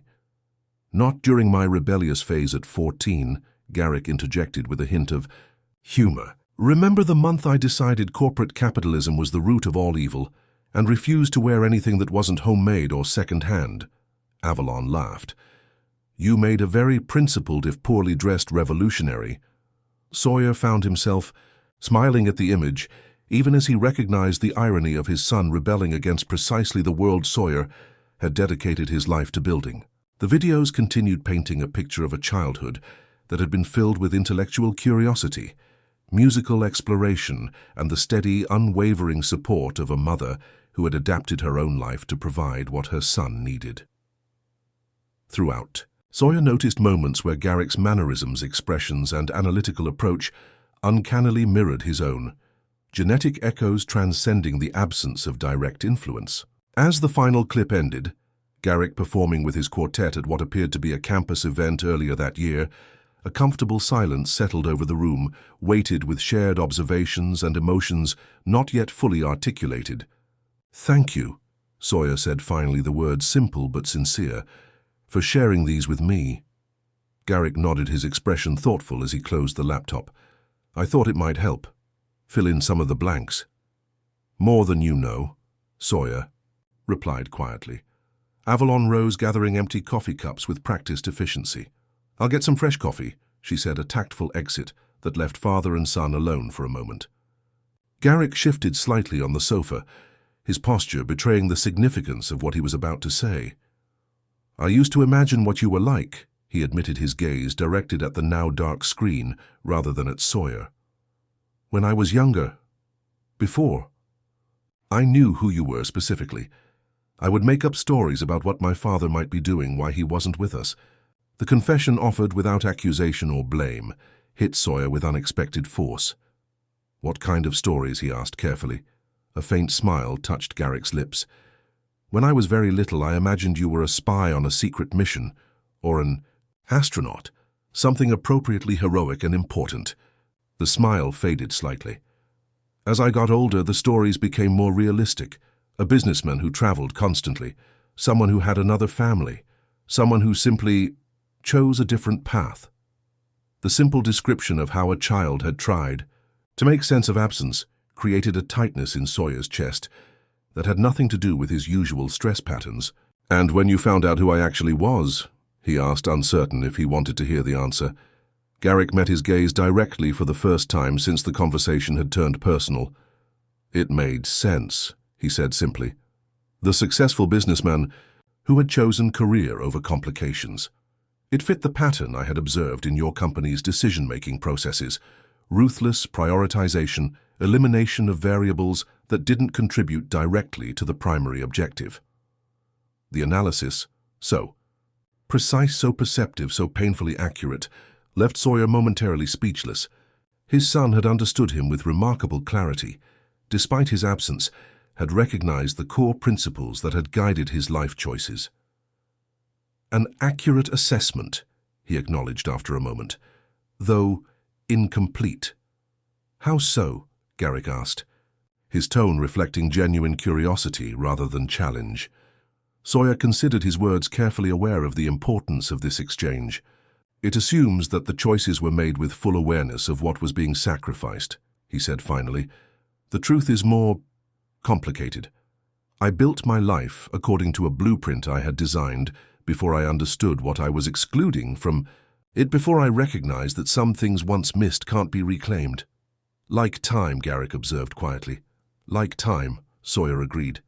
Like watching your first steps, hearing your first words, being there for the moments that matter. He paused, then added with careful honesty, I can't change the past 19 years.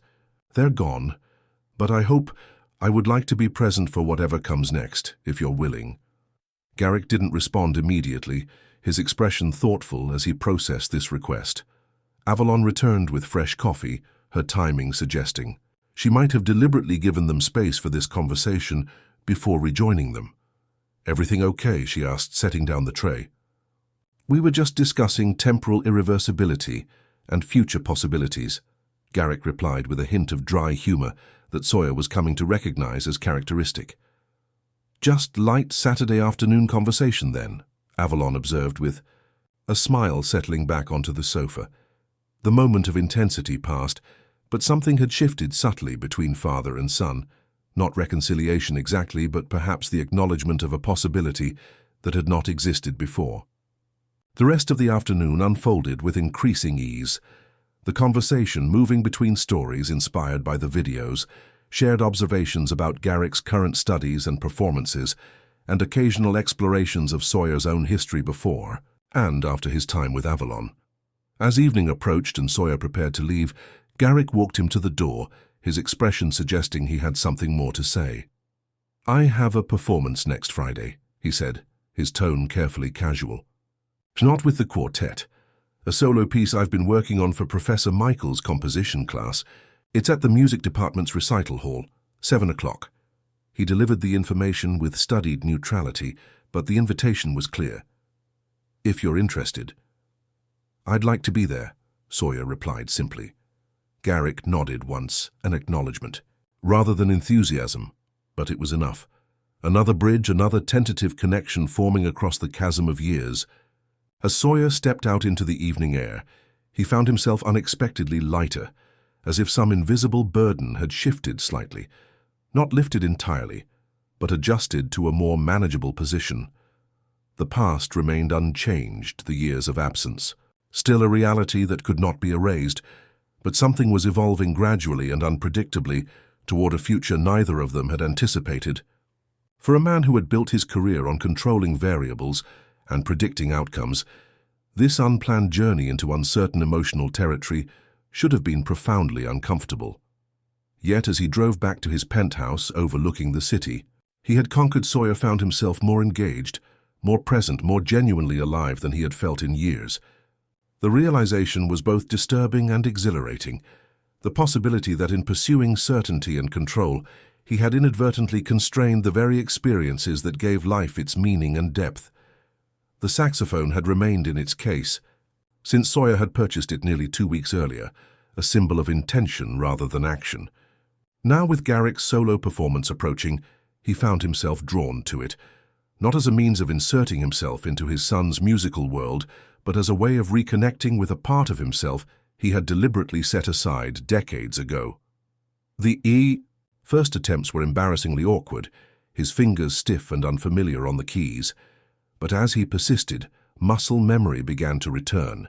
The fingering patterns for scales and arpeggios, the embouchure that shaped sound through the reed, the physical relationship between breath and music. He practiced in the evenings after returning from his office, finding in the discipline of learning something purely for its own sake a satisfaction different from his business accomplishments. There was no strategic advantage to be gained, no market share to be captured, only the simple pleasure of creation and the rediscovery of a passion he had once dismissed as impractical. Harrison noticed the change in his demeanor during their weekly strategic planning session. "You seem lighter somehow," his COO observed after they had concluded the formal agenda. "More energized." "I've started playing saxophone again," Sawyer admitted somewhat self-consciously, "after a 20-year hiatus." Harrison's eyebrows rose slightly in surprise.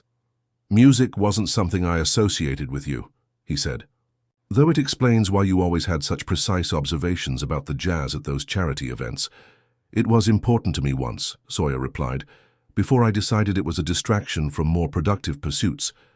And now?" Harrison asked, his tone suggesting genuine interest rather than mere politeness. Sawyer considered the question. "Now I'm less certain about what qualifies as productive," he said finally. "Less convinced that value can be measured solely by market capitalization or quarterly returns." A slight smile touched Harrison's usually impassive features. "Fatherhood seems to be having an interesting effect on your worldview," he observed. "Apparently so." Sawyer agreed, surprised by how little the observation bothered him. A month ago, he would have bristled at the suggestion that personal relationships might influence his business perspective. Now he found himself reconsidering long-held assumptions about what constituted success and fulfillment. Friday evening found him at Northwestern's music department recital hall, arriving early to secure a seat that was supportive without being conspicuous. The space was smaller than he had expected, an intimate venue designed for chamber performances rather than large ensembles, with perhaps 100 seats arranged in gently sloping rows. Students and faculty filed in gradually, many greeting each other with the comfortable familiarity of a close-knit department. Sawyer observed their interactions with interest, gaining glimpses of the academic community that formed part of Garrick's world. Haviland arrived a few minutes before the scheduled start, spotting Sawyer immediately despite the growing crowd. She made her way to his row, settling into the seat beside him with a warm smile. "I thought you might be here," she said by way of greeting. "Garrick mentioned he'd invited you. He seemed nervous when I saw him earlier," Sawyer observed. "Is that usual before performances?" Avalon shook her head slightly. "This one's different," she explained. "It's not just a performance, it's his own composition, more personal, more revealing." Before Sawyer could respond, the lights dimmed, and a middle-aged woman stepped onto the stage. Professor Michaels, he presumed, introducing the evening's program of student compositions.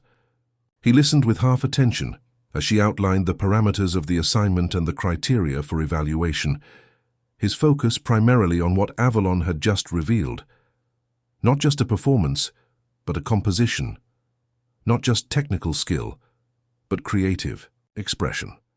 The distinction felt significant, though he couldn't fully articulate why. Several students performed before Garrick, each presenting original compositions that demonstrated varying levels of technical proficiency and emotional depth. The audience responded with enthusiastic but measured applause after each piece, the atmosphere supportive but still evaluative. When Garrick finally took the stage, Sawyer found himself leaning forward, slightly struck by his son's composed demeanor, despite the nerves Avalon had mentioned. He carried his saxophone with the easy familiarity of a musician who had long since transcended technical concerns, moving with quiet confidence to the center of the stage. "This piece is called Echoes and Absence," he said simply into the microphone. "It explores how we're shaped as much by what's missing as by what's present." The introduction sent a jolt of recognition through Sawyer, the title and theme so clearly connected to their emerging relationship that it couldn't possibly be coincidental. He glanced at Avalon, who met his gaze with a slight nod of confirmation. This performance was in some way about them, about their son's experience of absence and discovery.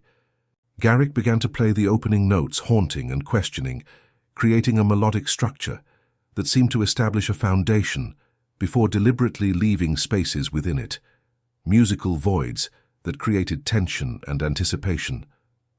As the piece developed, these spaces began to be filled not with the expected resolutions, but with new motifs that acknowledged the original theme while transforming it into something more complex and nuanced. Sawyer listened with growing appreciation, recognizing in the composition not just technical skill, but emotional intelligence, an ability to transmute personal experience into universal expression that transcended mere autobiography. The music spoke of absence without bitterness of discovery, without facile resolution of the complex interplay between what is lost and what might still be found. As the final notes faded into silence, Sawyer found himself profoundly moved, not just by the beauty of the music, but by the insight it revealed about his son's processing of their complicated situation. The audience remained silent for a moment, before erupting into applause that felt more enthusiastic than what had followed previous performances. Garrick acknowledged the response with a slight bow, his expression serious, but with a hint of relief. That suggested the performance had gone as he had hoped. As he left the stage, his gaze briefly met Sawyer's, a moment of silent communication that felt more significant than many of their verbal exchanges. After the recital concluded and the audience began to disperse, Sawyer and Avalon made their way to the reception area where the student composers were gathering with faculty and friends. Garrick was engaged in conversation with Professor Michaels, nodding seriously at whatever feedback she was providing. "He values her opinion enormously," Avalon observed, as they waited at a discreet distance. "She's been his composition mentor since freshman year." When Garrick finally approached them, his expression was cautiously pleased. "What did you think?" He asked the question directed at both of them, but his gaze settling on Sawyer. "It was extraordinary," Sawyer replied honestly. "The way you developed those spaces, the absences, into integral parts of the composition rather than just gaps to be filled. It was masterful." Something shifted in Garrick's expression, surprise perhaps at the specificity and insight of the observation. "That was exactly what I was trying to achieve," he said. "Most people just hear the melody lines, not the structural architecture underneath." "Your father always had an ear for structure," Avalon commented with a slight smile. "Whether in music or business models, the casual use of 'your father', spoken in Garrick's presence without correction or discomfort, felt like another small step towards something neither of them had fully defined yet. Garrick didn't acknowledge it directly, but neither did he reject it, which seemed significant in itself. "Professor Michaels wants to submit it to the Midwest Collegiate Composition Competition," he said instead, a hint of pride breaking through his usual reserve. "She thinks it has a strong chance of recognition." "She's right," Sawyer agreed. "It deserves to be heard more widely." The three of them moved toward the exit, continuing to discuss the performance as they walked through the campus grounds, illuminated now by pathway lights against the early evening darkness. Their conversation flowed with increasing ease, not the comfortable familiarity of a long-established family unit, but no longer the cautious formality of virtual strangers. As they reached the parking area, Garrick hesitated, his expression suggesting he had something more to say. "I've been thinking," he began, his tone deliberately casual, "about that corporate ethics panel next month, the one Professor Davidson mentioned. If you're still willing to participate, I think it would be valuable for the department, and I'd appreciate your perspective." The invitation, extending beyond their personal relationship into Garrick's academic world, represented another bridge being constructed across the chasm between them. "I'd be happy to," Sawyer replied, careful to match Garrick's casual tone, despite the significance of the request. "Good," Garrick said with a nod. "I'll let Davidson know." He turned to his mother. "We're still on for Sunday brunch." "Of course," Avalon confirmed. "The usual time." An awkward moment followed as they prepared to part ways, the appropriate farewell not yet established between father and son. Garrick solved it with a simple nod to Sawyer, neither overly familiar nor coldly distant, before giving his mother a quick hug and heading toward the student parking area. As Sawyer and Avalon walked toward their own vehicles, a comfortable silence settled between them, the kind that only develops between people who have shared significant history and have moved beyond the need to fill every moment with words. "Thank you," Sawyer said finally as they reached Avalon's car, "for everything you've done to make this possible." "I haven't done it for you," she replied, her tone gentle but honest. "I've done it for him. He deserves the chance to know you, to make his own decisions about what role you might play in his life going forward." "I understand that," Sawyer acknowledged, "but you could have made it much more difficult. The fact that you haven't, it means a great deal." Avalon studied him, her green eyes as perceptive as he remembered. "You know," she said after a moment, "when I first saw you at La Maison that night, I thought you hadn't changed at all. Same focused expression, same calculating gaze." She paused, a slight smile touching her lips. "I was wrong. There's something different now, some quality I can't quite name, but it's real." "I'm still figuring it out myself," Sawyer admitted. "This situation, finding out about Garrick trying to establish some kind of relationship, it's forced me to reconsider things I've taken for granted for decades." "That's called growth, Sawyer," Avalon said, with a hint of her old teasing warmth. "Most people experience it gradually throughout their lives, rather than in one concentrated dose at 50.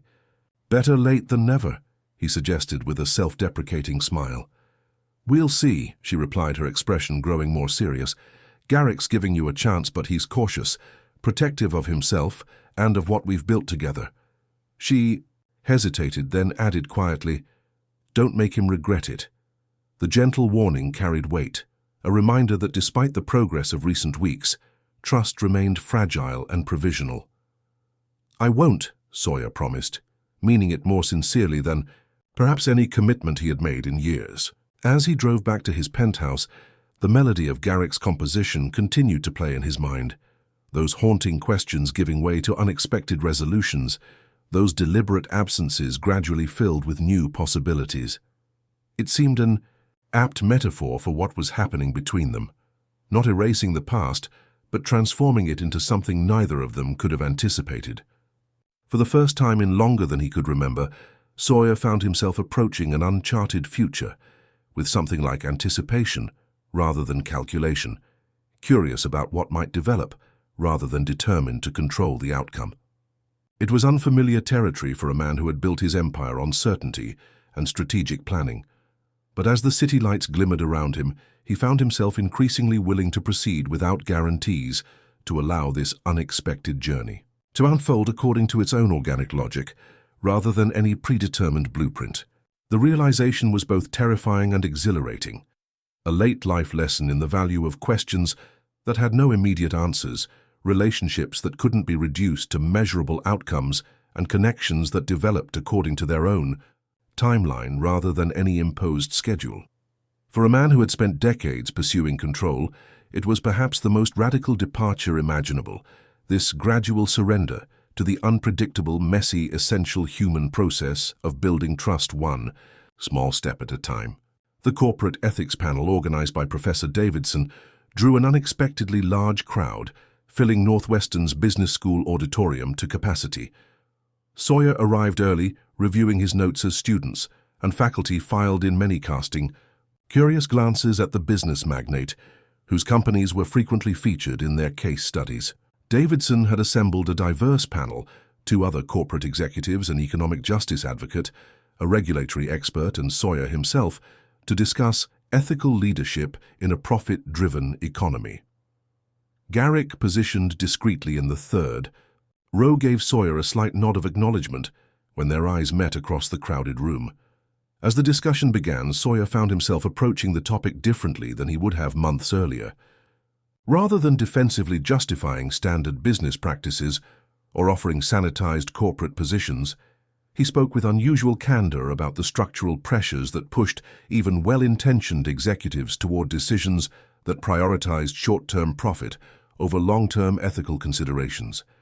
"The quarterly reporting cycle creates a tyranny of immediate results," he explained, in response to a pointed question about executive decision-making.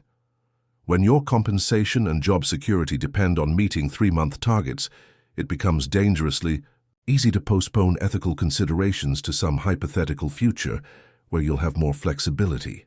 But surely as CEO you have the authority to set different priorities," challenged the economic justice advocate, a woman whose organization had frequently criticized Thatcher Industries' labor practices. "Authority, yes, Practical capacity, not always, Sawyer replied thoughtfully. The system is designed to reward certain behaviors and punish others. A CEO who prioritizes ethical considerations over shareholder returns faces board pressure, activist investor challenges, and potential replacement. That's not an excuse, it's a reality we need to change at the structural level, not just through individual moral awakening. The exchange continued, becoming increasingly nuanced as panelists explored the complex interplay between personal responsibility and systemic constraints.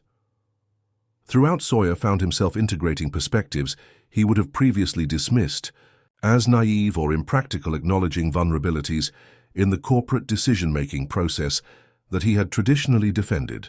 From his position in the audience, Garrick observed the discussion with analytical interest, noting how his father's responses differed from the other corporate representatives, less defensive, more willing to acknowledge contradictions, more open to systemic critique without abandoning pragmatic business concerns. When the formal panel concluded and audience questions began, a young woman near the front raised her hand. "Mr. Thatcher, your companies have recently implemented more aggressive environmental standards than required by current regulations, despite short-term cost implications. This seems to contradict your earlier point about structural pressures. What changed in your own thinking?" The question cut to the heart of Sawyer's evolving perspective. The policy change had been implemented just 2 weeks earlier, after discussions with his executive team that had been directly influenced by his conversations with Garrick about long-term thinking and intergenerational responsibility. Sawyer paused, aware that his son was watching, intently aware, too, that his answer would reveal something personal in a professional context. "Let's just say," he replied carefully, "that recent experiences have caused me to reconsider what constitutes genuine long-term thinking. When we make decisions that will affect future generations, we're not just addressing abstract stakeholders, we're making choices that will shape the world our children and grandchildren inherit." The personal nature of the answer wasn't lost on those who knew of Sawyer's recent discovery of his son, though it passed as general principle to most of the audience. From his seat, Garrick studied his father with an unreadable expression, processing the implications of this public, if indirect, acknowledgement of how their developing relationship had influenced Thatcher Industries policy. After the panel, a reception followed in an adjacent room with students and faculty eager to continue the discussion in a less formal setting. Sawyer engaged thoughtfully with each questioner, no longer viewing such interactions merely as public relations opportunities, but as genuine exchanges of perspective. Garrick approached, eventually accompanied by Professor Davidson and another student Sawyer hadn't met previously. "Interesting panel," he said, his tone neutral but not cold, "especially your comments about intergenerational responsibility." "Something I have been thinking about more lately," Sawyer replied, meeting his son's gaze with a hint of acknowledgement that only Garrick would recognize. Davidson introduced the other student as Claire Thompson, the department's top ethics researcher who was working with Garrick on a joint paper. "They're examining ethical drift in corporate decision-making," the professor explained, "how organizations gradually normalize practices they would have previously considered questionable." "A phenomenon I've observed firsthand," Sawyer admitted, "though we typically called it competitive necessity rather than ethical drift. Terminology itself can be part of the normalization process," Claire noted with analytical precision that reminded Sawyer of his son. "Relabeling ethical compromises as business imperatives helps bypass moral discomfort." "A fair observation," Sawyer acknowledged. "The language we use shapes how we perceive our own actions." The conversation continued, evolving into a thoughtful exploration of corporate decision-making that bridged theoretical frameworks and practical experience. Throughout, Sawyer was struck by the intellectual partnership evident between Garrick and Claire, the way they built on each other's points, their shared analytical approach tempered by genuine ethical concern. As the reception began to wind down, Garrick surprised Sawyer by suggesting they continue the conversation over dinner. "Claire and I were planning to discuss the next section of our paper," he explained. "Your perspective might be valuable if you're free." The casual invitation, The first Garrick had extended that involved his academic peers felt like a significant step. "I'd be happy to join you," Sawyer replied, careful not to overemphasize the significance of the moment. They settled at a restaurant near campus, the conversation flowing with increasing ease as they moved between academic discussion and more casual exchanges. Sawyer observed the dynamic between Garrick and Claire with interest, noting the comfortable familiarity that suggested a relationship beyond mere academic collaboration. "We've been debating whether genuine ethical leadership is possible within existing corporate structures," Claire explained as they waited for their meals. "Garrick takes the more pessimistic view." "Realistic, not pessimistic," Garrick corrected, with a slight smile that Sawyer was coming to recognize as his version of teasing. "I argue that meaningful change requires structural reform, not just individual virtue. The system incentivizes certain behaviors regardless of personal ethics, while I maintain that transformative leadership can reshape those incentive structures from within," Claire countered. "Ethical leaders can redefine success metrics and corporate culture in ways that eventually influence the broader system." "A negotiated middle ground seems most plausible," Sawyer offered. "Structural pressures are real but not deterministic. Leadership decisions can push boundaries and gradually shift norms even within constraints." The discussion continued through dinner, Sawyer finding himself genuinely engaged by the intellectual exchange, rather than merely participating to build connection with his son. There was something refreshing about engaging with ideas for their own sake, without calculating their impact on business outcomes or strategic positioning. As the evening progressed, Sawyer noticed subtle cues in Garrick and Claire's interaction that suggested their relationship might extend beyond academic partnership. A certain quality of attention, shared references to events outside their research, the occasional exchange of glances that communicated without words. When Claire excused herself briefly, Sawyer took the opportunity to ask casually, "How long have you two been together?" Garrick looked momentarily surprised, then thoughtful. "That obvious?" "Only because I recognize certain patterns," Sawyer replied with a slight smile. "Professional colleagues don't typically communicate as efficiently without words." "About 8 months," Garrick admitted. "We met in Davidson's advanced seminar. She challenged my critique of stakeholder capitalism, systematically dismantled. My entire argument, actually." A hint of genuine warmth entered his expression. "It was impressive." "She seems remarkable," Sawyer observed sincerely. "She is," Garrick agreed, his usual reserve softening slightly. "Brilliant principle doesn't accept facile answers." He hesitated, then added with careful casualness, "She's important to me." The simple statement, offered voluntarily without prompting, felt like a significant disclosure, another small window opening into Garrick's personal life, rather than just his academic or musical pursuits. "I'm glad you have someone like that," Sawyer said simply. When Claire returned, the conversation shifted to Garrick's upcoming performance with his quartet, then to a lecture series Claire was helping organize on economic justice. Throughout, Sawyer found himself genuinely interested in their work, and perspectives impressed by the thoughtfulness with which they approached complex issues. As the evening concluded and they prepared to part ways, Claire extended her hand to Sawyer. "It's been fascinating to get your insider perspective," she said. "The paper will be stronger for it." "I've enjoyed our discussion," Sawyer replied sincerely. "You've given me much to consider about my own organization's approaches." After Claire had left, Garrick lingered briefly, his expression suggesting he had something more to say. "Thanks for joining us," he said. "Claire's been curious about you since I told her about our situation." The casual reference to their situation, the first time Garrick had directly acknowledged having discussed Sawyer with someone important in his life, felt significant. "What did you tell her?" Sawyer asked, genuinely curious about how his son described their emerging relationship. Garrick considered the question, his analytical mind visibly processing possible responses.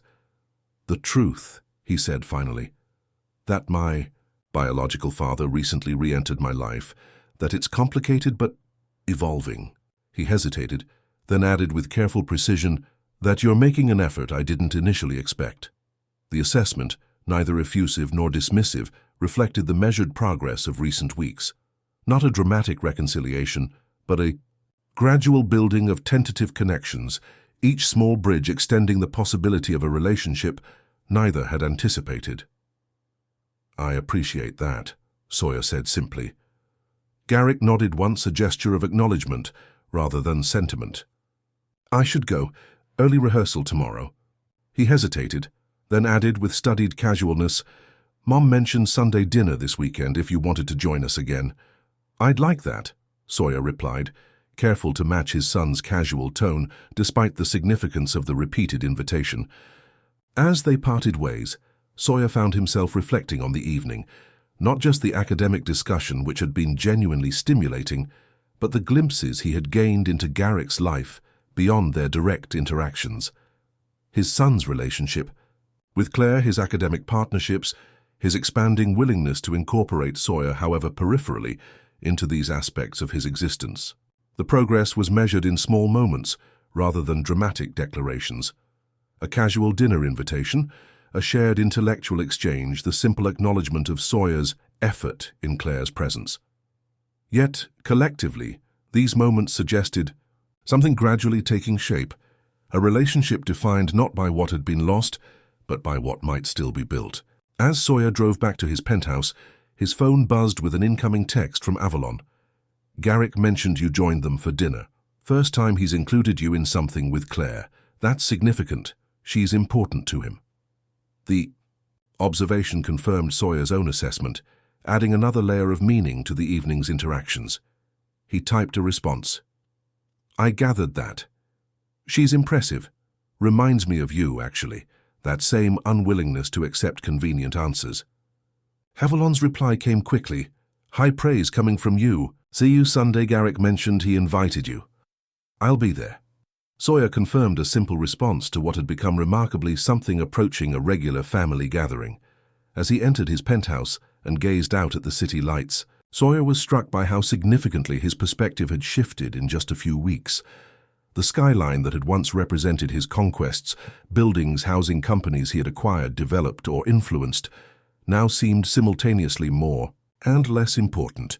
The empire he had built remained impressive, but its meaning had changed, contextualized by relationships and connections that couldn't be quantified on any balance sheet. For a man who had spent decades pursuing control and certainty, this new landscape of tentative connections and evolving relationships represented uncharted territory. Yet rather than feeling threatened by this uncertainty, Sawyer found himself increasingly drawn to its possibilities, the potential for genuine connection that existed precisely because it couldn't be engineered or guaranteed. The recognition that was gradually dawning, that some of the most valuable aspects of life were those that couldn't be strategically acquired or contractually secured, represented perhaps the most profound shift in his worldview. And as he stood overlooking the city he had once sought to conquer, Sawyer found himself contemplating a different kind of achievement altogether. The slow, unpredictable, essential human work of building trust and understanding across the chasms created by past choices. 6 months later, Sawyer stood on the edges of a gathering at Avalon's brownstone, observing rather than participating in the celebration of Garrick's 20th birthday. The house was filled with a diverse collection of his son's friends, fellow musicians from his quartet classmates from economics and philosophy seminars. Claire, at the center of it all, her arm casually linked with Garrick's as they greeted new arrivals. The past months had seen a gradual evolution in Sawyer's relationship with his son, not the dramatic reconciliation of sentimental imagination, but a steady accumulation of small moments and shared experiences that had slowly constructed something neither had initially expected. Sunday dinners had become semi-regular occurrences. Occasional coffee meetings between classes and business appointments had established a rhythm of casual conversation. Attendance at Garrick's performances had become expected rather than surprising. None of it erased the 19 years of absence the childhood Sawyer had missed, the foundational relationship that might have been. But something new had taken shape in its place, a connection between adults built on growing understanding rather than shared history. "Penny for your thoughts," Avalon said, joining him with 2 glasses of wine, offering one as she followed his, gazed to where Garrick was laughing at something Claire had said. "Just observing," Sawyer replied, accepting the glass. "He seems happy." "He is," Avalon confirmed. "More settled somehow. This past year has been clarifying for him in many ways." The implicit acknowledgement of his role in that clarification hung unspoken between them.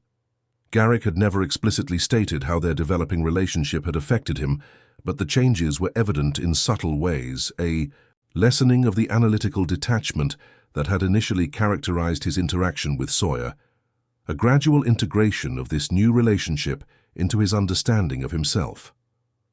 "Claire's good for him," Sawyer observed, watching their easy interaction across the room. "Challenges him intellectually but supports him emotionally." "Not unlike another couple I once knew," Avalon replied with a hint of mischief in her green eyes. Sawyer smiled at the reference to their own past relationship. "With hopefully better communication skills and less rigid priorities," he added dryly. "One would hope," Avalon agreed, her tone warming. "Though people grow at different rates, some take a bit longer to recognize what matters." The gentle observation held no judgment, only acknowledgement of paths not taken and lessons learned too late for their own relationship, but perhaps not. Too late for something else. Across the room, Garrick caught sight of them and made his way over Claire beside him.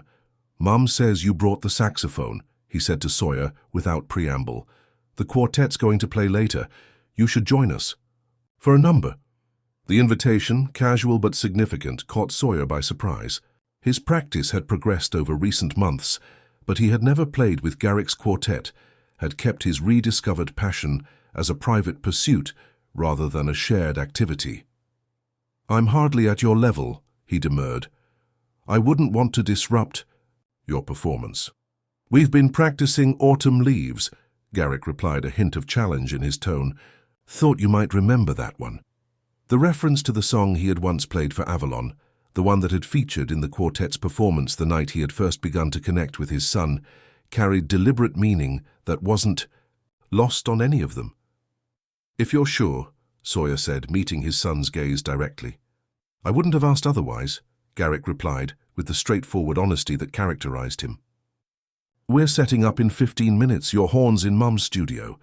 With that, he and Claire moved back into the gathering, greeting other friends who had just arrived. "He's been planning this," Avalon revealed, once they were alone again. "Asked me to make sure you brought your saxophone, said he had an arrangement he wanted to try." The knowledge that Garrick had deliberately created this opportunity, had wanted to include Sawyer in his music, the aspect of his life that was perhaps most personal and meaningful, felt like a gift more valuable than any material possession Sawyer could have provided. 15 minutes later, he found himself setting up with Garrick's quartet, adjusting his reed and testing his instrument with a scale that felt both familiar and strange in this new context. The gathering had shifted focus, friends arranging themselves in Avalon's living room as the musicians prepared. "We'll take the head together," Garrick explained, his tone professional but not unfriendly. "Then trade eights through the changes. Just listen and respond. No need to overthink it." The musical instruction, practical, direct, focused on the task at hand, felt like the most natural interaction they had yet shared, uncomplicated by the weight of their history or the uncertainty of their future. As they began to play, Sawyer found himself initially tentative, conscious of his technical limitations compared to these young musicians who practiced daily. But something shifted as the melody developed, as Garrick's saxophone entered into conversation, with his own as the rhythm section, provided the foundation for their exchange.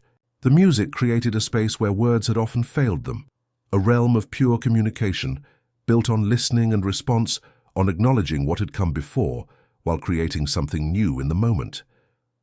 When Garrick's solo reached out with a phrase that deliberately echoed one Sawyer had played earlier, the musical acknowledgement felt more meaningful than many of their verbal exchanges.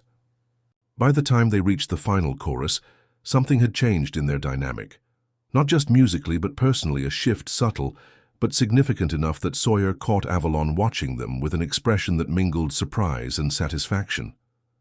When the piece concluded, and the gathered friends responded with enthusiastic applause, Garrick turned to Sawyer with a nod that contained genuine approval.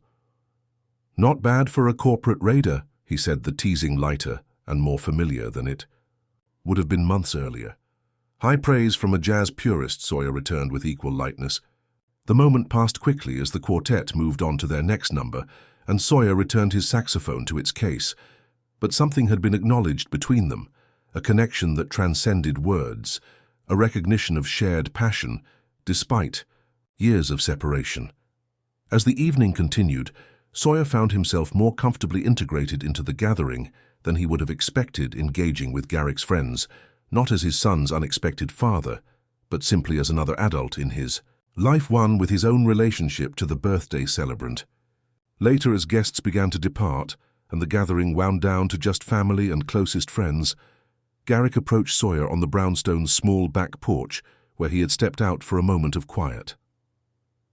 "Thanks for playing," Garrick said, joining him at the railing that overlooked Avalon's small garden. "It meant a lot to the quartet, to me." "Thank you for including me," Sawyer replied simply. "It's been a long time since I played with others. I'd forgotten how different it is from playing alone." Garrick nodded, understanding the musical observation, and perhaps its metaphorical implications as well. "I've been thinking," he said after a moment, his tone shifting to something more serious, "about that ethics reform initiative I mentioned, the one addressing pharmaceutical pricing transparency." "The legislation Senator Williams is sponsoring," Sawyer clarified, familiar with the proposal through their previous discussions. "That's the one," Garrick confirmed. His office reached out about summer internships. They're specifically looking for students with both economic analysis skills and ethical framework development. He paused, then added with careful casualness, "I'm applying, but I could use a recommendation from someone with industry perspective, someone who understands the corporate side, but also recognizes the need for reform." The request, professional in nature but deeply personal in its implications, represented another bridge being extended across the chasm between them, not just inclusion in Garrick's music or social gatherings, but in his professional development, his future career path.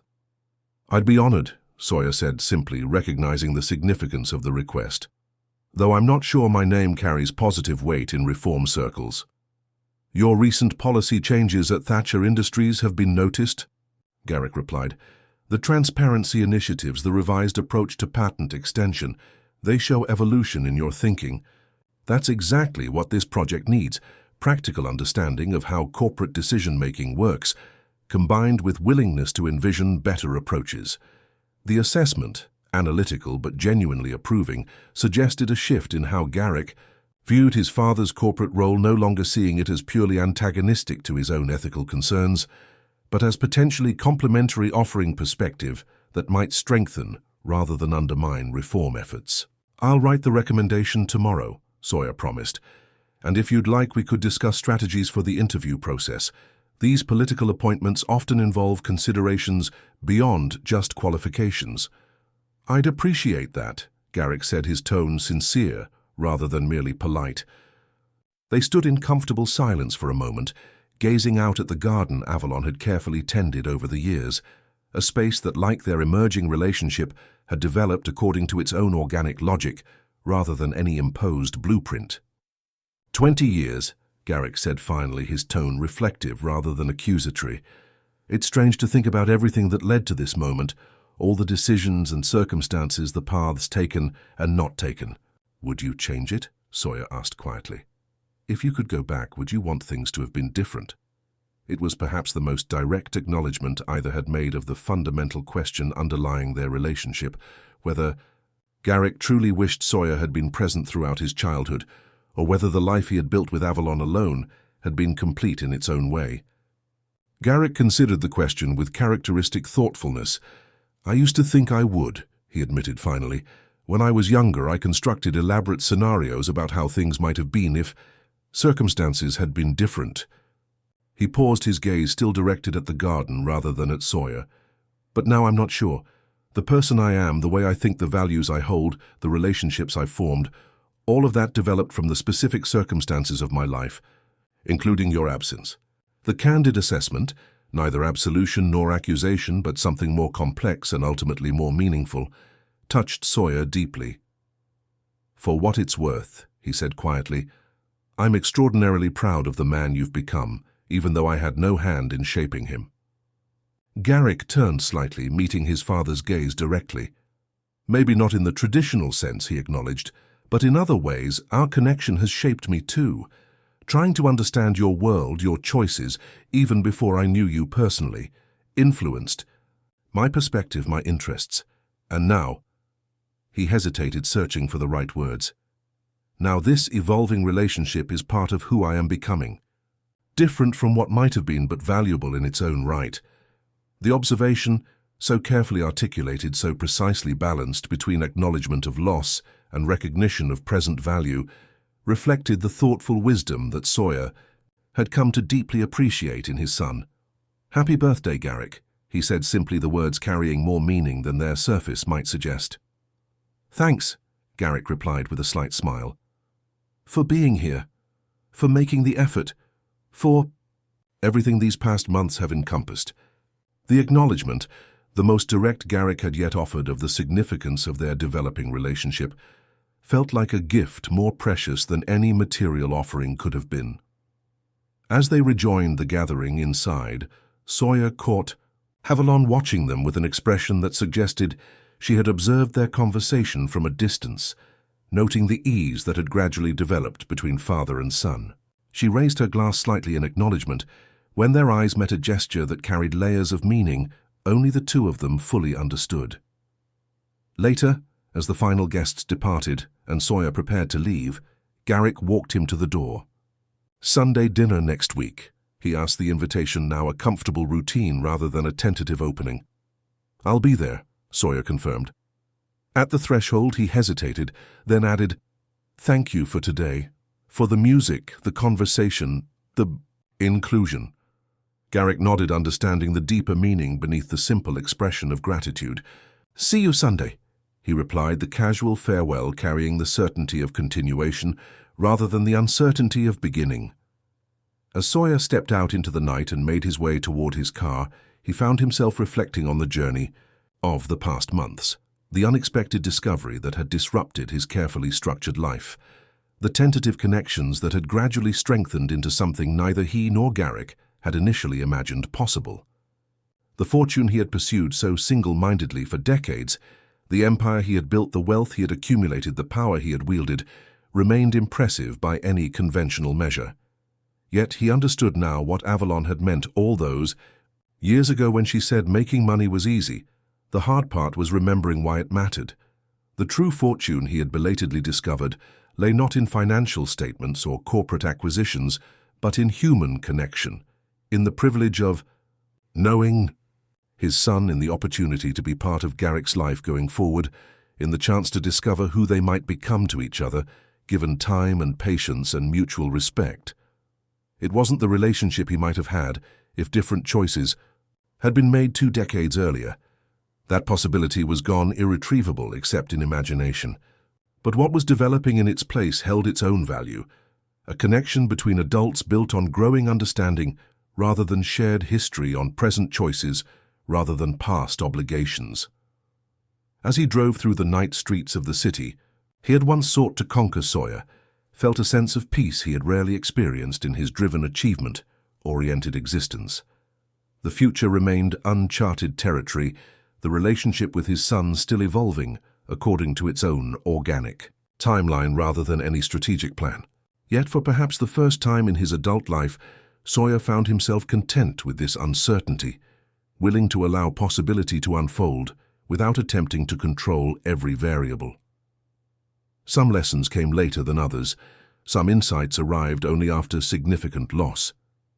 But as Avalon had observed months earlier, it was never too late to try to be better, never too late to recognize that the most valuable connections couldn't be acquired through strategy or purchased with wealth, but could only be built through genuine presence, through the willingness to listen and respond, through the courage to acknowledge both what had been lost and what might still be found. In the end, perhaps that was the most profound fortune of all, not what Sawyer had accumulated over decades of focused ambition, but what he had discovered in these recent months of uncertain connection. Not the empire he had built, but the relationship. He was still learning to build one conversation, one Sunday dinner, one shared musical moment at a time.